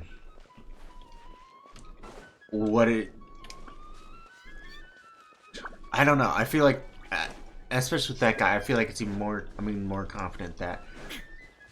Oh yeah, what's the experiment? She made a deal with the doctor? Like, what's up with that? The secret experiment Lenny mentioned. What happens to... What's the real story behind people who betray the house? Somewhere long forgotten by everyone. It used to be a grand building. No way. Now it's nothing more than a pile of rubble. Wow. Okay. Yep. I know where this is. No one comes here anymore. Nor does anyone care So, about what once happened here. It had like the same this place does have something to do with the story I'm about to tell you. Okay. So, what I thought originally was like, when I was watching it, I was like, oh, this is like the exact same place as where you fight the experimental field generator. And a lot of people thought that too. But then I saw the ending and I'm like, oh, this is not the same place. Just looks the same. So, this is what it was. It was before I became a harbinger, and before Linny and the others joined the House of the Hearth. Due to certain events, I first killed Clairvy and then her mother. And this is where it all happened. You were the one that killed Clairvy? Why? Patience now. Allow me to explain Clairvy's side of the story first. I'll start from the beginning. Clairvy was 6 years old when she was brought by her mother, Crucibina, to live in the House of the Hearth. From the outside, it seemed like a fairy tale. A thriving family made up of kind adults and friendly children. Okay, so Crucibina is how you pronounce that. And yeah, considering mother isn't capitalized here, I think it is fair to say that they are, like, genetically related. And a lot of people are thinking that too, since they have the same hair color, same eye color. And I think someone said in, like, the Chinese, Japanese translation, probably Chinese translation, since that's the natural one. Or the original one, I should say. That it said that they were related. Crucibina was the knave at that time, and the House of the Hearth was under her control. Okay, yep. She was Clairvy's mother by blood, but she was also the mother to all the children in the house. Clairvy was happy here, for a time. But she quickly realized that being part of this Ignis Purgatorius wasn't a fairy tale at all. It was a kind of purgatory. Okay. Purgatory? Exactly. The House of the Hearth takes in war orphans from all over Teyvat.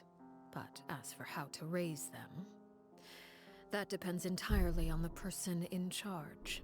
Interesting. Crucibina came up with another I like this, idea. like, visual She would teach style the of children to storytelling. fight, force them to duel each other, and then crown as the king of the house the child who proved themselves most worthy of inheriting her title. Okay. It's difficult to estimate the number of children who died or were maimed in the process. There's little I can say about the ones who died.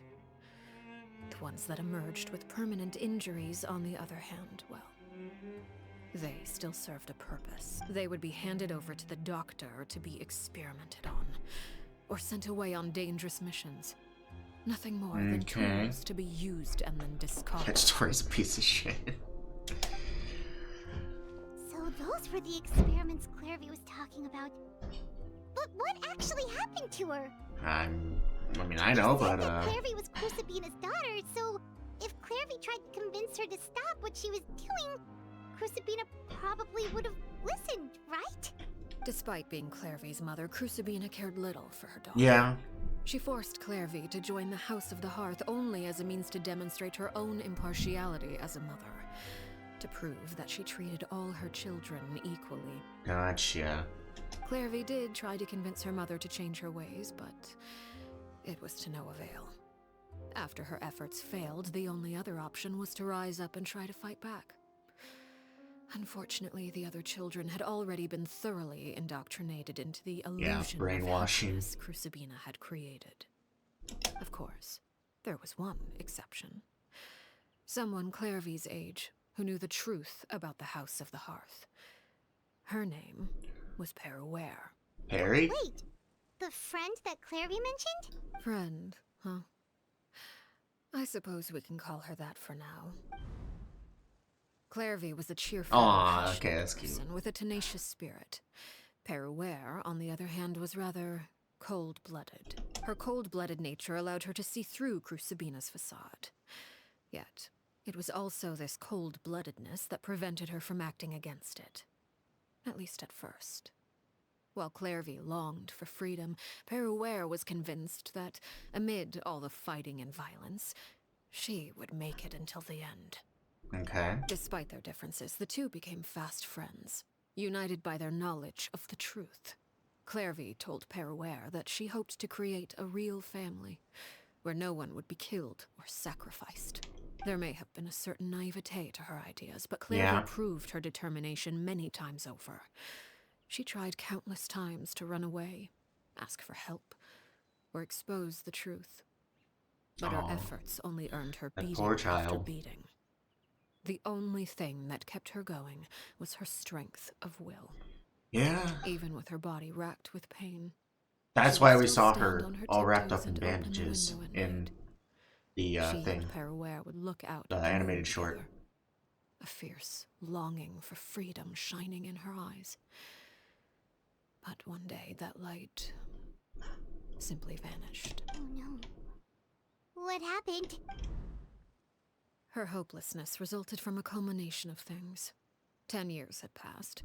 10 years worth of failure after failure. She and Peruere weren't children anymore, but finding any chance to escape still seemed as hopeless as ever. Gotcha. It was during this time that Peruere suggested a new plan. If escaping was out of the question, why not take down the very person sitting on top of this throne of lies? Mother herself. Clairvy rejected that proposal. She claimed that, as a famous harbinger, Crucibina possessed an unimaginable amount of power. Trying to kill her would have an incredibly low chance of success. This is true. Clairvy never gave another reason, but Peruere could see it written all over her face. Clairvy still thought of Crucibina as her. If she couldn't escape and fight back, then only one option remained. Death. Precisely. Death was the only way that she felt she could be free. It happened during a duel. When she arrived at the dueling ring that day, her partner turned out to be none other than Peruere. Okay, yeah. The very person that had stood by her side all those years. It was a fierce battle. But ultimately, Clairvy decided to let Peruere end her life. That is unfortunate. From that moment on, Peruere's journey was one written in flames. When the rain finally came and washed it all away, there she stood, the sole victor in Mother's endless game of slaughter. A trail of corpses strewn across her path to success. It was the very result she had predicted 10 years prior. Even then, she believed she would make it until the end. She wasn't surprised by the fact that she emerged as Mother's undisputed heir. Rather, her success left her with an inexplicable sense of restlessness. She was unsettled, and there was only one thing that could quell that sensation. Killing the Perhaps person you at the two would very like to top. take a guess as to what it was? Crucibina, you mean? But... Correct. This is the place where Peruere killed her best friend. Uh-huh. A mere year later, this is also the place where she fought tooth and nail to kill the mother they shared. Oh, so there's a year between that. Because, you know, in the animation it looked like she did that and then immediately right after went over. The moment she acted, any conception of what was right or wrong ceased to matter. It's one of the principles of the house. Only those who survive get to write the rules. Peruere won the battle, and became a harbinger herself. After which Her Majesty, the Tsaritsa, bestowed upon her a new name. Arlecchino. So the Perry Clairvy was talking about... It was you all along. You're Peruere. Arlecchino was just a name you got later. This is your story just as much as Clairvy's. I left that name behind long ago. I must say, hearing it now does bring back memories. After I defeated Crucibina, the moniker of Mother died with her. I chose to forego the title she called herself, and even chose to give up my own name. I rebuilt the House of the Hearth under a new identity. Not only as Arlecchino, but as father. Yep. And that is where the story ends. Any more questions? Clairvy we met, though. Who is she exactly? Yeah. Based on what you just told us, Clairvy wasn't a little kid when she was killed. So the Clairvy we met... Was she really a spirit at all? I suppose you could call her an illusion born of flame. Her existence is like ashes to a fire. Something left over in the wake of blaze and ruin. Okay. You see, a certain power runs through my veins. It's not unlike a curse. My flames leave behind shadows of anything they consume. Interesting. Of course. The chances of those shadows morphing into a sentient entity are exceedingly slim. Clairvy is a very special case. Okay. Clairvy died when she was 16 years old. But what emerged from the flames was her 6-year-old self. Her appearance wasn't the only thing affected. Most of her memories were lost to the blaze as well. Memory is a mysterious thing Yeah. indeed. Losing a portion of your memories will Correct. alter your sense of self. Lose 10 years' worth, however. And it would be like living in the past. Like returning to a version of yourself that never grew up. That is very interesting and very true. No wonder Paimon got such a weird feeling when we were talking to her. Perhaps I should put it this way. Clairvy is someone trapped in time.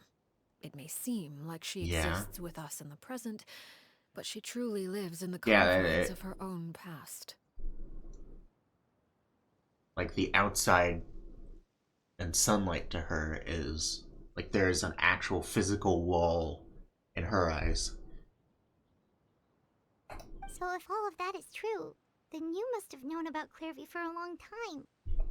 Indeed. She's a rather volatile and unstable entity. Sometimes she would look after the children. She's even saved some of their lives, but other times she would hide from me and become obsessed with revealing the truth about the house to anyone who will listen. Shadows don't have the capacity to learn or grow. Any new information they encounter is quickly forgotten over time. Yeah, that makes sense. Attempts to expose Clairvy to sunlight. They failed, yes. The reason is actually quite simple. In Clairvy's mind, the house is impossible to escape. And it is this very perception that traps her there. But no matter. All I have to do is kill her again, and all will be resolved. I don't anticipate so much as a single speck of ash will be left behind this time. Wait! Paimon can understand why you might want her gone, but isn't there another way? So what if she's trapped in her 6-year-old self? She's still your friend! At least talk to her first! It's too late for that. She broke the rules, and now she must be punished.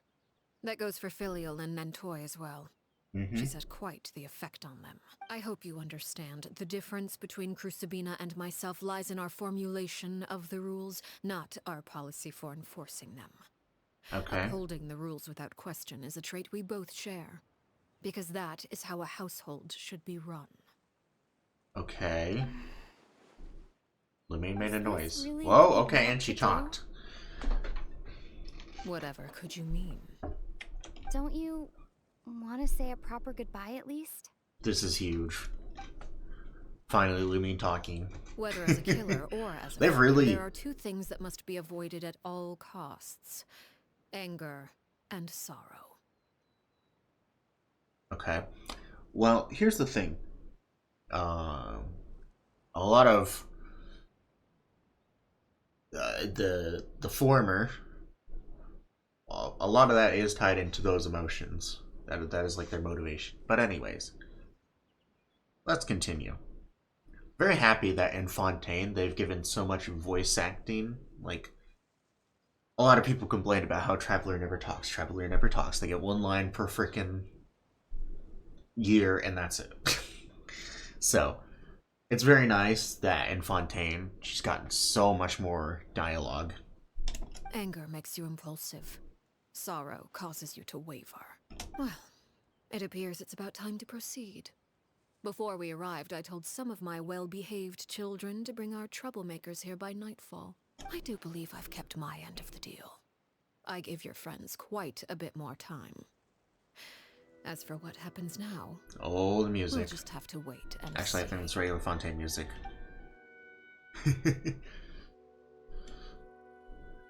Okay. You're Hello. there, Father. You gonna execute him? Seeing something like that would actually be a first for me. Lenny! Clairvy. I'm sorry. I heard about how you helped buy us more time, but I still failed. I couldn't find a way to fulfill her wish. Huh? Are you... Perry? Indeed, it's been a while, Clairvy. Perry! Shh. Stay right there. I'm sorry to postpone our reunion, but first, I believe certain scores need settling. Oh boy. Here we go. Oh, never mind. This is not a cutscene. Father, let me explain. Out of my way. Oh boy. Father! You chose to conceal a threat to the house. And for that, you must be punished. Overall, however, I suppose your wrongdoing is hardly the most egregious of the bunch, so I'll deal with your punishments later. As for right now, the more pressing concerns are the traitors among us. By traitors? Do you mean us? Father, let me explain. We didn't mean to... Fultz, why don't you share what you heard? Yes, Father. Secret Midnight Meeting number 3. Participants, Filial, Nantoy, Sato, Toddy. Nantoy clearly said, if only Father wasn't the one who took us in. Sato added, I'm sick of this life. I just want to live as a normal person. Filial was the worst of them all. She called us crazies and said a bunch of mean things about Father. I did not! You're lying! Fultz is trying to frame us. It's not like I'm the only one who heard those things. After that, you and Toddy and a bunch of other people started talking about Clairvy. You were using all those things Clairvy brought up as an excuse to question Father. We're birds locked in a cage. The only way out is to destroy it. That's what you said, wasn't it? You little... You just want me gone, don't you? What did I ever do to you, huh? And you, Sheplo, have you forgotten who stood by your sickbed, watched over you, and changed your dressings? Come on, let's hear it then. What's your reason for all this? You're wrong, Filial. We don't want you to die. You're our family. Liar. You wouldn't be doing this if that were the case. So why? Why have you backed us into a corner? It's getting intense. I'm so quiet because I'm like, what do I say? A single betrayal can cost dozens of us our lives. It's not like it's never happened before. That kind of thing is hard to forget. That's why the House of the Hearth cannot tolerate any form of betrayal. Ever since we came to Poisson, you've had 7 secret meetings. A lot of the things you talked about really crossed the line. You've been spying on us for half a month? Wait a second. Now that I think about it, the move to Poisson was just a way to make it easier to spy on us, wasn't it? Because we were all in one place. You've had this planned all along. Filial, Nantoy, I'm sorry. I owe you both my life. I owe Clairvy too. If it weren't for all your help after I got poisoned, I wouldn't be standing here today. If this were any other situation, I would do anything to repay that kindness, even if it cost me my life. But... things are about to go down in like 5 minutes. Why? Why? That's enough, Filial. We made a mistake, and we should own up to it. We broke the rules. Plain and simple. And now we have to face the consequences. I'm sorry, Sheplo. Fultz. I'm sorry, Father. We... accept our punishment. Sheplo, according to the rules of the House of the Hearth, how should these traitors be punished? all those who betray the house pay with their lives. And so it shall be.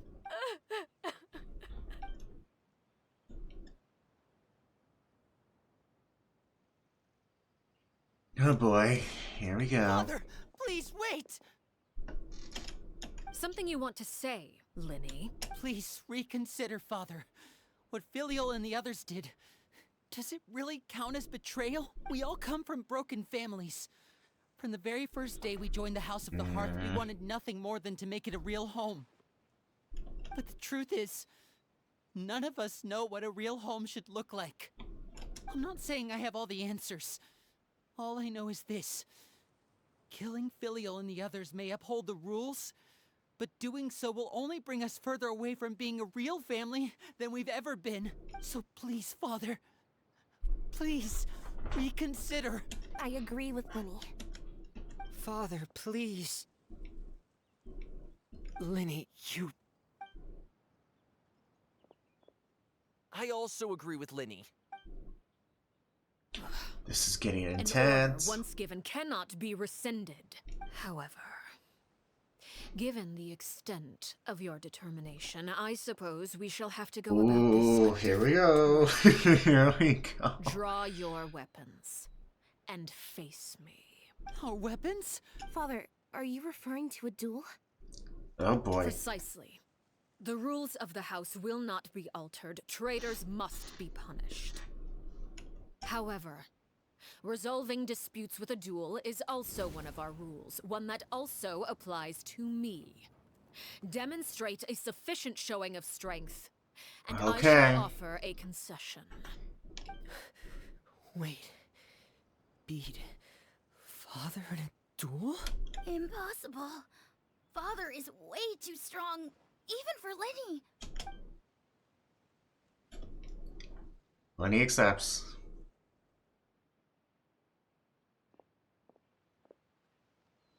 Oh boy.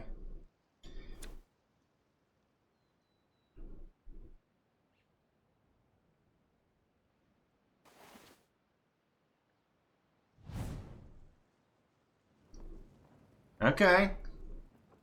Did you hear that, Traveler? Yeah, I heard. Linny and the others have to duel the knave. What should we do? Can they really win something like that? If they lose, those people from the house are really gonna be executed. Hey, are you? Yeah, I'm listening. Is that cleaning up really what she wants? Don't you want to say a proper goodbye at least? Anger makes you impulsive. Sorrow causes you to waver. Back then, she never actually answered my question. That makes the answer pretty obvious, doesn't it? Oh.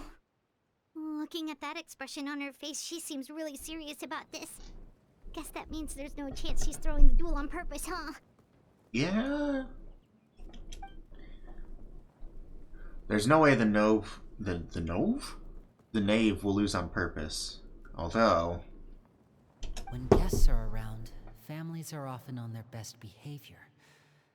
And any disputes are less likely to escalate. When the time comes, make the choice that you deem most appropriate in the situation, and lend your help to the House of the Hearth. ah, okay. Wrong, Traveler! Hey, where are you going? Traveler? Okay.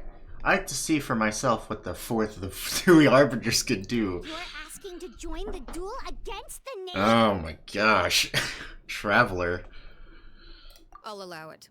We do have a ready-made dueling ring at our disposal, after all. Yeah, one that has much history. All I would advise is this. Keep a firm grasp on your weapon, and give it your all. Any less, and you may just lose your life. Here we go. And it was actually 5 minutes. 1:57 now, it's 2:02. Yep. I don't like that she's just slowly walking towards me. Okay. Ooh, okay. I missed. Alright, right and burst. I'll be fine. Thanks, lady. Now that's more like it. Illusion shattered. Drop your weapons. Okay. I like how there's these guys in the background. Are you alright? I'm good, Lynette. Thanks for asking.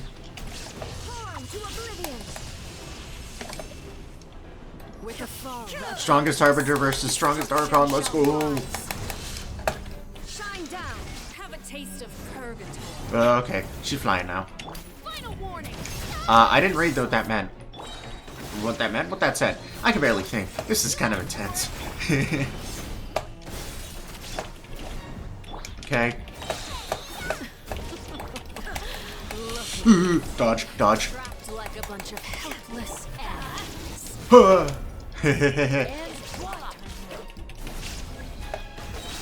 Use a charge attack to interrupt. Okay, that's what it said. There is no escape. Now you shall perish. Okay. Bad. You've proven to be a worthy opponent after all. Thank you. Over here. Oh, thanks, Lynette.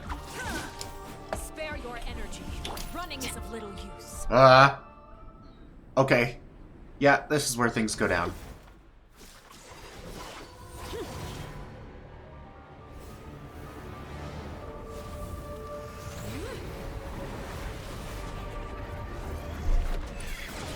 Holy crap.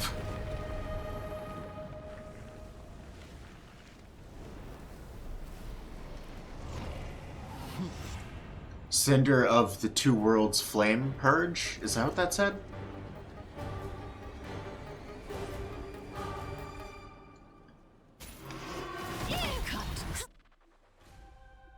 Okay. Man, this is such a cool fight. The music's popping off as well, as it always does.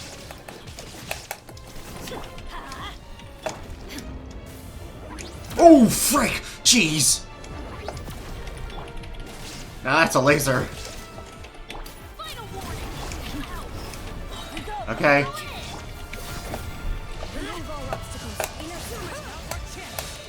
Could be a big shot.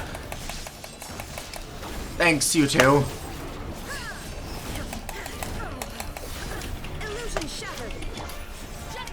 Okay.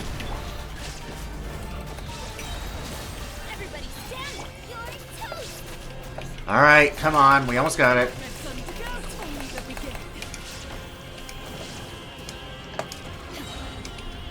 Oh, laser.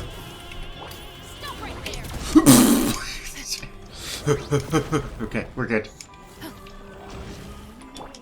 Let's light it up. Oh, okay.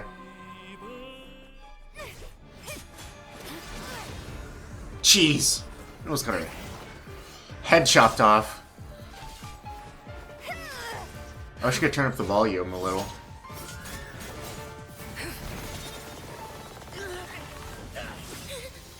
Fremini!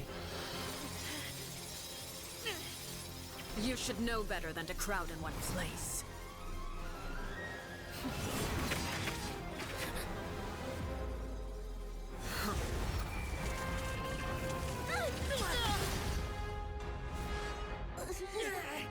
Oh, I know. Whoa, okay, Lenny. I'm sorry, Father.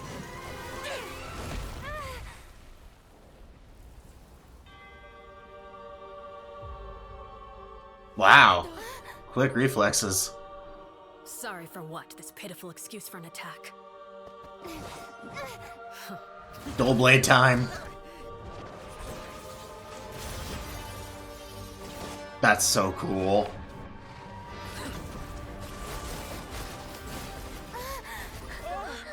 For the sake of recording, I'm going to turn this up. Hopefully it's not too loud.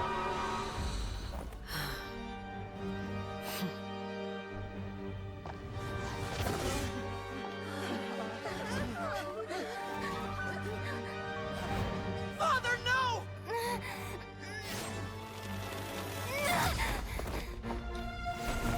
Lamine to the rescue. Made it out, did you?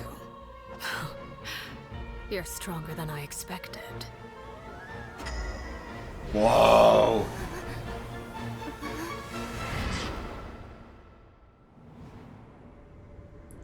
Okay. Crimson Moon. I can't move.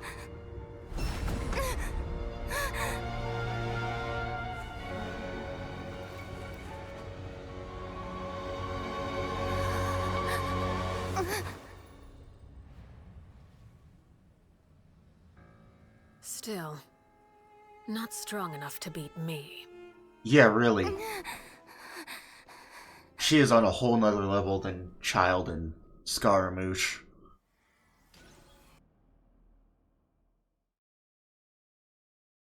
I really need to know more about her curse and her connection to, you know, Conria.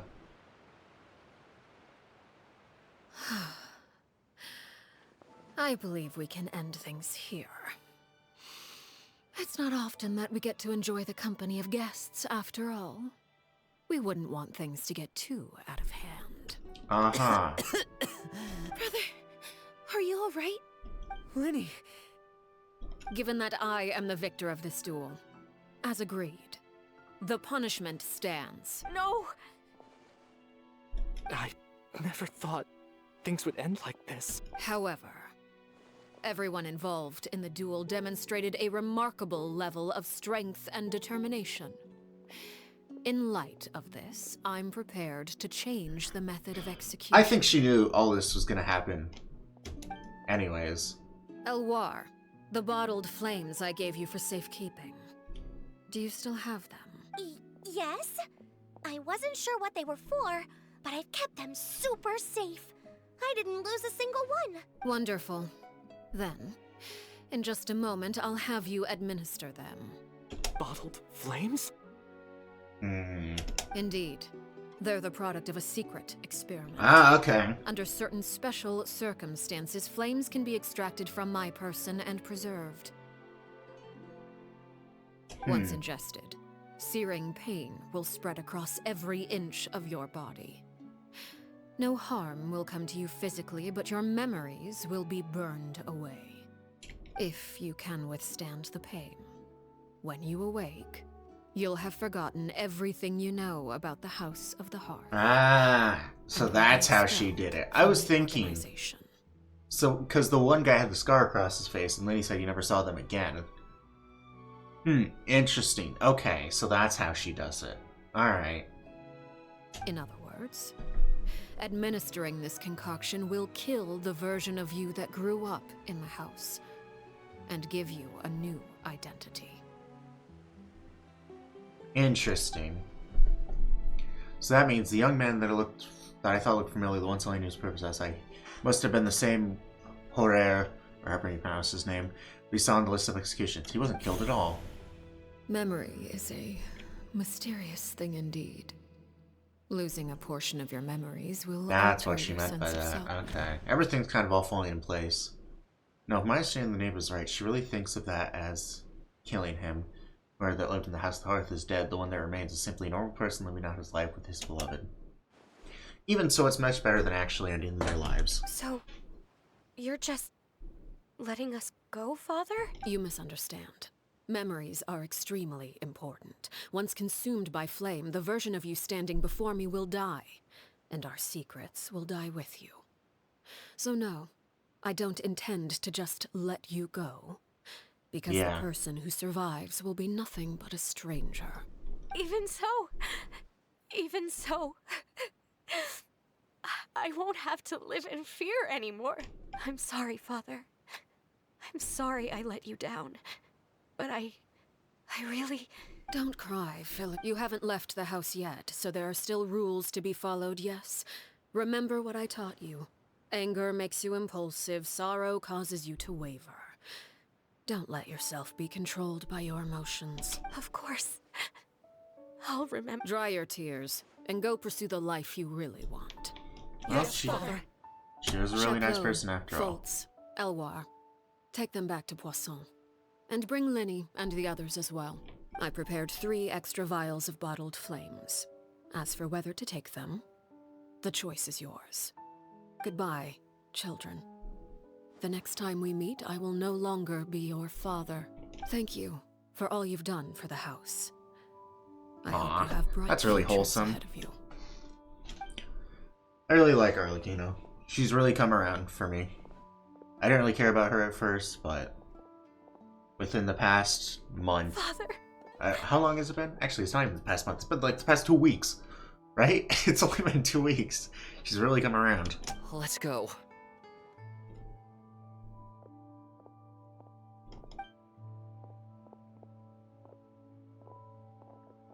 Here, grab my arm, Linny. I'll help you walk back. Thank you.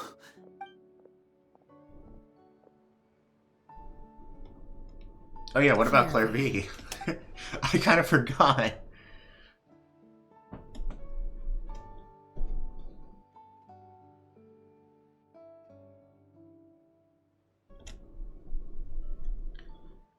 Can we talk now? Yeah, I I've would been imagine. waiting for a super long time. You really are Perry, aren't you? I haven't seen you in so long.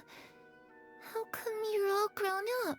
Wait, did I somehow travel to the future on accident? Or am I dreaming? What a long dream. Neither. You died, Clairvy. That's what happened. What a thing to casually say. Yeah. Sugarcoated it a little. Look, she's done speechless.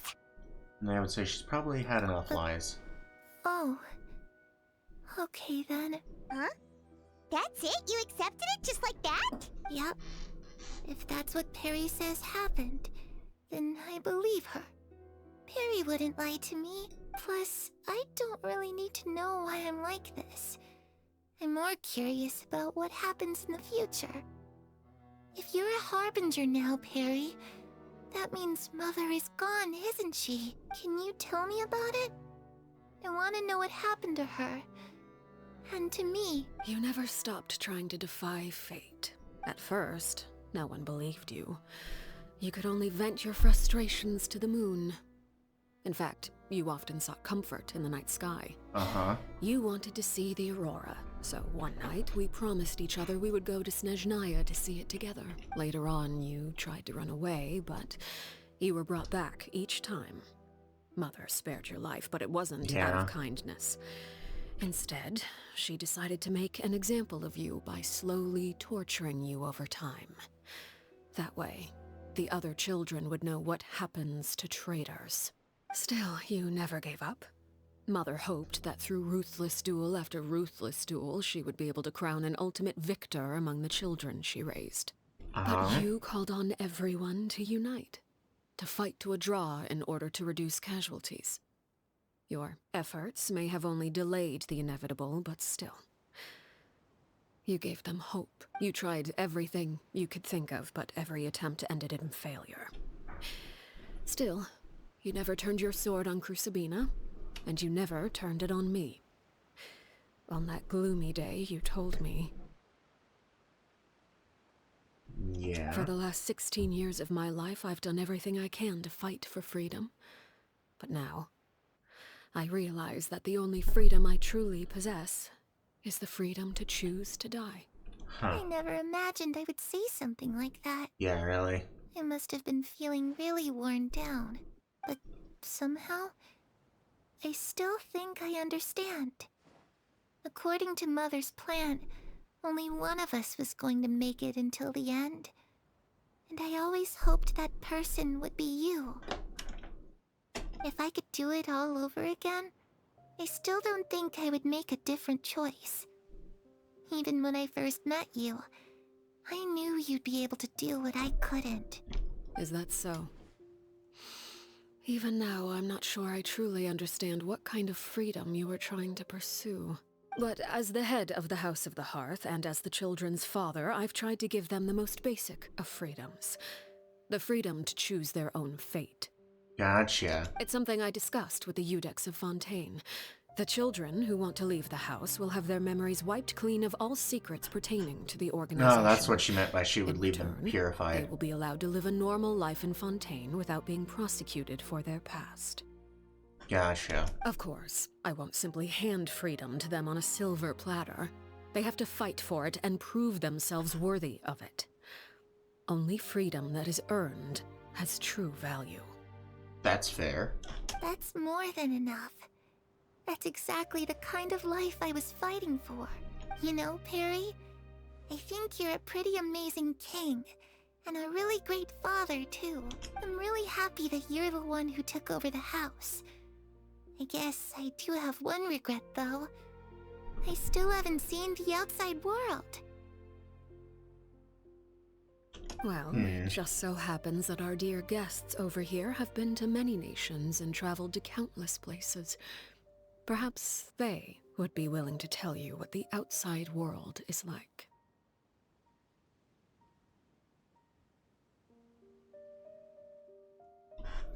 Sorry, I'm just wanting to text. Yeah. Of course! We've traveled all over the place. We've got so many stories, we could probably talk your ears off for 3 days straight. Probably a lot more than 3 days straight, but... Talk about the land of Animo and the nation of freedom. You know, I used to dream of being a bard. Okay. Playing the lute while singing into the winds of freedom.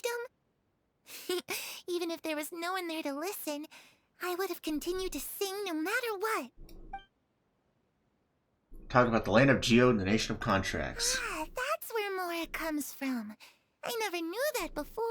If I had some Mora, I would buy 3 new dresses. One for me, one for Perry, and one for Mother. It's just too bad Perry doesn't like wearing dresses. And Mother, well, she probably wouldn't accept something like that either. I guess I'd just have to keep them all for me then. I could wear a different one every day. Talk about the land of Electro, the nation of eternity. Those yokai you mentioned, what do they look like? I once saw a drawing of this one guy with horns on his head and a super scary face. Are there any yokai like that? I think that's an Oni. Oh, it sounds like you're talking about an Yeah, Oni. okay. Yep, we've met one, and let Paimon tell you. They're not nearly Always gotta as mention scary as they the look. one and Oni, or Takito. Talking about the land of Dendro, nation of wisdom. I was always too afraid to skip Mother's fighting lessons. But at the academia, I bet you could do all sorts of secret things in class. Things that have nothing to do with studying. I'm just kidding. Being able to study whatever you want without having to fear for your life actually sounds pretty great. Eventually, the conversation turns Fontaine the nation she once The called home. situation was super dangerous. Lenny and Lynette were accused of committing a crime, and they were going to have to stand trial at the Opera Epicles. Oh no, that must have been hard for all of you. What happened next? Don't worry, we were able to turn the situation around super Oh quickly. my All god. thanks to Detective Paimon, of course. If this is the last time we're seeing Detective Paimon, you know, How'd you do that? that'll be sad, Come on, but tell at least we me. got to see it one more time. Okay, so it was like this. After the failed magic show, we rushed to the scene and... Clairby is listening really intently to Paimon's story about our time in Fontaine. She seems really happy, like all her troubles have been forgotten. It is the first time she's ever been able to truly relax, but I'm not sure how long this moment can last. Shadows don't have the capacity to learn or grow. Any new information they encounter is quickly forgotten over time. As time passes, she'll probably forget everything we've told her and go back to being that scared little girl who could only hide in the shadows. Huh, I was so busy thinking I almost didn't notice the sun has risen.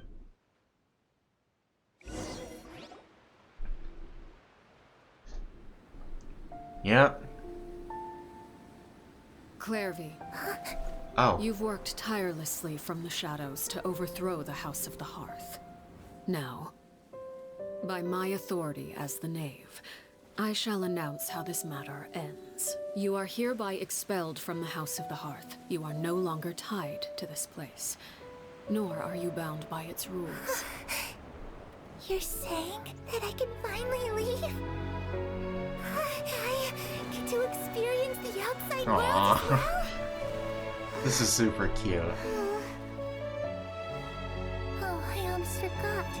There's no getting older for me. Still, seeing who you grew up to be makes me really happy, Parallel. Aww. She gonna make me cry. Take care of yourself. Goodbye. May we meet again someday. Aww. What a nice conclusion.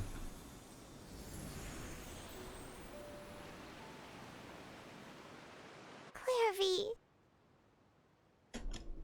She left so soon. Paimon didn't even get to finish her story.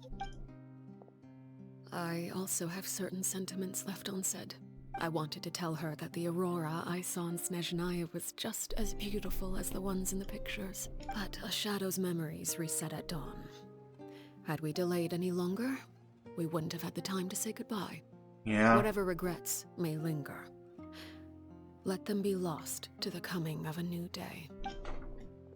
Lenny? Father? You should be resting, buddy. You and Child are the same person sometimes. Y'all should fight. Actually, Child would probably beat the crap out of you. What is he doing back here? Let's go check it out. You're gonna shoot some arrows at him, and then Child's gonna, like, jab his spear into your hat.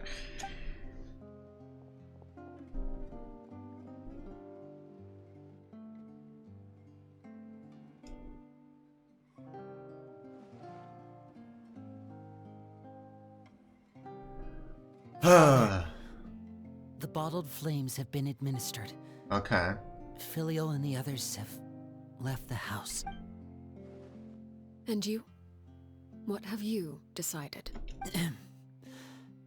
Thank you for giving us that choice, Father. But we never wanted to leave the house. Yeah, I mean, that was an obvious. It's the only home we've ever known. Lynette and Fremine feel the same way. They're recuperating back at the Hotel Bouffe d'été. But I decided to come back and tell you where we stood. I'm sure you're well aware of the expectations I have for you. I want you to follow in my footsteps and become the next king of the house. Yet you seem to have different ideas, I must admit. I'm rather surprised by your decision to stay. There's nothing wrong with choosing to live a quiet life. Leading this organization is a heavy responsibility, one not so easily carried by someone forced onto the throne. I just never understood what you saw in me. What made you believe I was deserving of that throne? You're brave, talented, and, most importantly, you cherish your family. You would do anything to protect them, even if it costs you your life.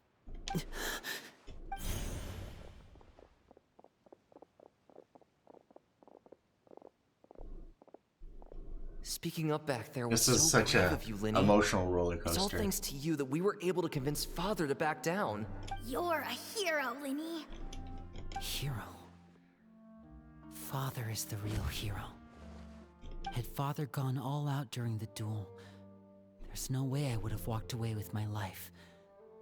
She must have Yeah, had she it definitely all had it planned from the beginning. From the very moment she suggested a duel. No, I feel like from the beginning of this quest. No, 2 weeks prior to this quest. She's had this I'm all not planned. deserving of that title. I'm not strong enough or smart enough. But you can be, Linny. You're wrong. In my opinion, all you need to be deserving of the throne is conviction and the necessary strength to act on it. We may have different ideas of what it means to be a family, but you can hardly be said to lack conviction. This What is you very truly true. lack is strength. For someone of your talent, though, that's something that will come with time. Yeah. Even without that strength, you still chose to face me in a duel, even though the odds were stacked against you. That capacity to honor your convictions is what I truly see. Father. No one knows what the future holds, what tragedy or triumph may be in store. Being at the head of this organization requires the strength of will to face whatever comes. I've gained a lot of Caution respect will for only her. hold you back. If reaching a certain standard were required, I really to go thought after she was what you just the want, same as I all would of never Tui. have succeeded in killing my And that predecessor. Chad was the only one with Back morals. then, there was still a Other considerable than maybe gap Capitano. between our abilities. But I'm very glad to see that she's not just a piece of crap liar. Strength may decide the ultimate victor, but those who let a lack of strength dictate their decisions or undermine their convictions will never be worthy of the throne. I understand, Father. Thank you. Children must grow up to surpass their parents. Only then can a family continue to flourish. The road ahead is not an easy one, so I'll ask you one last time.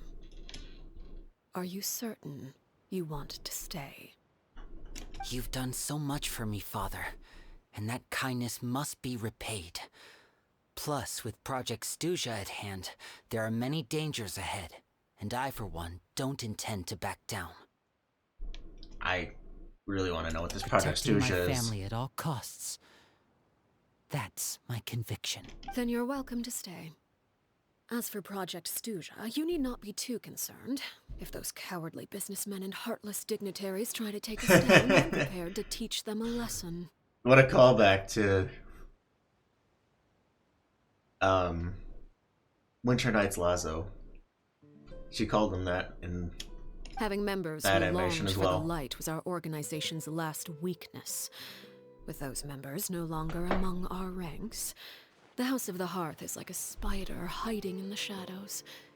We need only wait for our prey to come to us. At present, our imperative is to use a lot of their spider plan metaphors to with our her. advantage. In doing so, a crimson moon shall rise amid the frigid blizzards of winter. No demonstration of loyalty shall go unrewarded, and no sacrifice shall be in vain. As for the two of you, whether we meet again as friend or foe, I'll remember the camaraderie we shared in this moment. No matter how arduous the journey ahead, I hope we both reach our desired destination. It's very nice to know she's a good person at heart. Oh, wait. Oh, I thought it was going to say quest completed. Okay. Let's see here. Nope, not in settings. What am I looking for? The clock. Here's the clock. I haven't done any quests in so long. Because I never have any anymore. It'd be nice to go through the world quests of this. The new areas. That'll be interesting. Wait till 2 days later. Okay. Wait, okay. This is 1 day. This is 2 day. But yeah, no, this is a great quest. I really enjoyed it. I think out of all the Fontaine story quests, this is my favorite one. I can't say it's my favorite story quest ever, because Raiden's Part 2 is still my favorite by far. But no, I don't know. I've never found another story quest that's come close to this one. Has come actually extremely close to that one. But didn't Linny say that Lynette and Fremine were recovering at the Hotel Bouffe d'été? Sorry to cut you off, Paimon.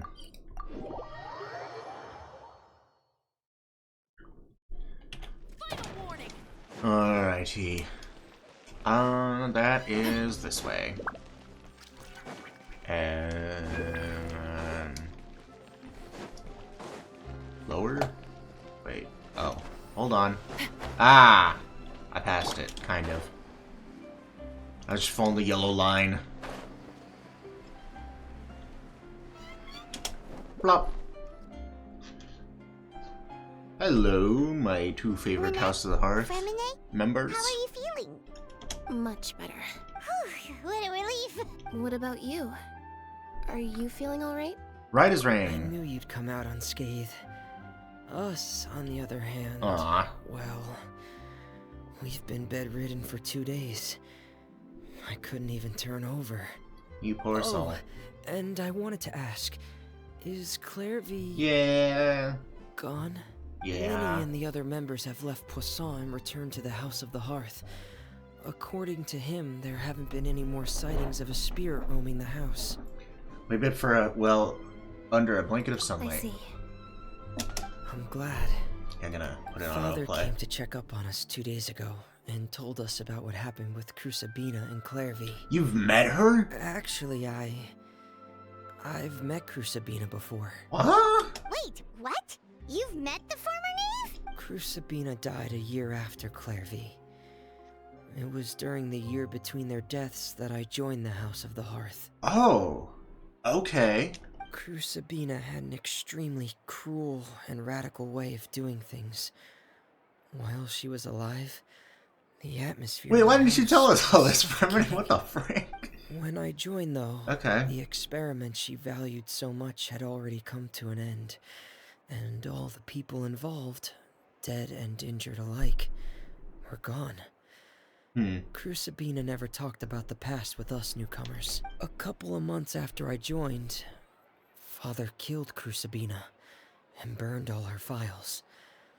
With that, the names of all the people subjected to her experiments, Clairvy included, were lost to the flames. Interesting. Along with the painful memories they I did represented. not. I was wondering if there Father was. took in Lenny and me a couple months after that, but she never mentioned anything about Crucibina or Clairvy. Yeah. Okay. Ferme, why didn't you say anything about this, buddy? Whatever. I didn't. Yeah, I was thinking about this earlier. I was like, was there anyone who was in the old House of the Hearth that's in the new House of the Hearth? Sure, there's at least someone. I did not know Fremine was one of those. I actually thought Fremine came into the House of the Hearth later than Linny and Lynette. But no, quite the opposite. Okay. It really seems like something she was planning to keep to herself. The last time you talked to her, did she mention why she kept it a secret for so long? She said she didn't want us to be affected by the darkness of the past. She was worried we'd develop a false sense of gratitude towards her if we knew about it. Huh. The foundation of a family should be free of any corrupting influence. Whatever happened in the past, it has nothing to do with who we are now. Thank you for Father the told us in the end. the mimicry. But I still thanked her for everything. It was only after hearing about what Crucibina did that I finally realized how insignificant our lives could have been. Yeah. The members of the house meant nothing to her. To say that she valued them in any way, even just as a tool, would probably be giving her too much credit. If Father hadn't taken over the House of the Hearth, Yeah. I probably would have already... Don't think about Father that. rarely brings up the fact that she saved us. She doesn't believe that being indebted to her should be what ties us together. I agree. But even if we didn't owe her anything, we would still choose to stay. Because this is our... This is a super interesting, like, look into, like, the power of choice. It's very interesting the way they brought this up, and it's all of it's very true. Like how important choice and the ability to, you know, have your own freedom of choice, how important that really is, and what, you know, a look into like the manipulation, deceit, lies, and like all sorts of like all of that, how that can tie into what makes or breaks a relationship, and how important that just being honest and like letting your choices be your choices. We may have arguments and letting them be times genuine when we ones. feel wronged. Some people may even choose to leave. But as long as Father is here, we will always have a home. Whether the path before us is bathed in sunlight or shrouded in shadow, we'll follow Father wherever she chooses to go. So I wanted to say thank you for helping us make it through this crisis.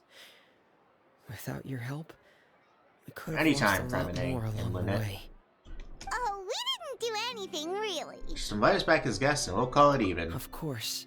You're welcome anytime. Are Filial and Nantoy okay? I actually saw them at a cafe this morning. They didn't recognize me. From what I could tell, they were drinking coffee and talking about one of the operas that started running recently. Ah, okay. They seemed happy. If I had to take a guess, I would say they finally found the kind Well, that's of love. really great. And there it is. Quest complete. Yes, everyone should strive for the life that makes them the happiest. Of course, sacrifice will always have to be made along the way. You can't have your cake and eat it. You know? I mean, they had to give up their memories, their friends, their father, to get the life they wanted. And they had to go through a lot of suffering to get there. But you know what? They got the life they wanted. You know? That's what matters. You know? Is that end result, that's what they got. And you know, you can't have everything, but you should always strive to get, you know, that one thing that's the most important to you, you should always strive for that. Okay, well, I think that should be the end of this recording. I will be recording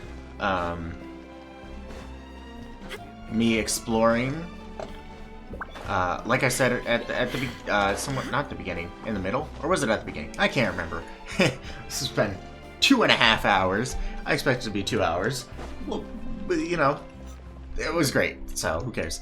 I will be recording me exploring the new area later. I don't know how that will go because it's just one tiny island, so I assume the rest is all underwater. That'll be very interesting.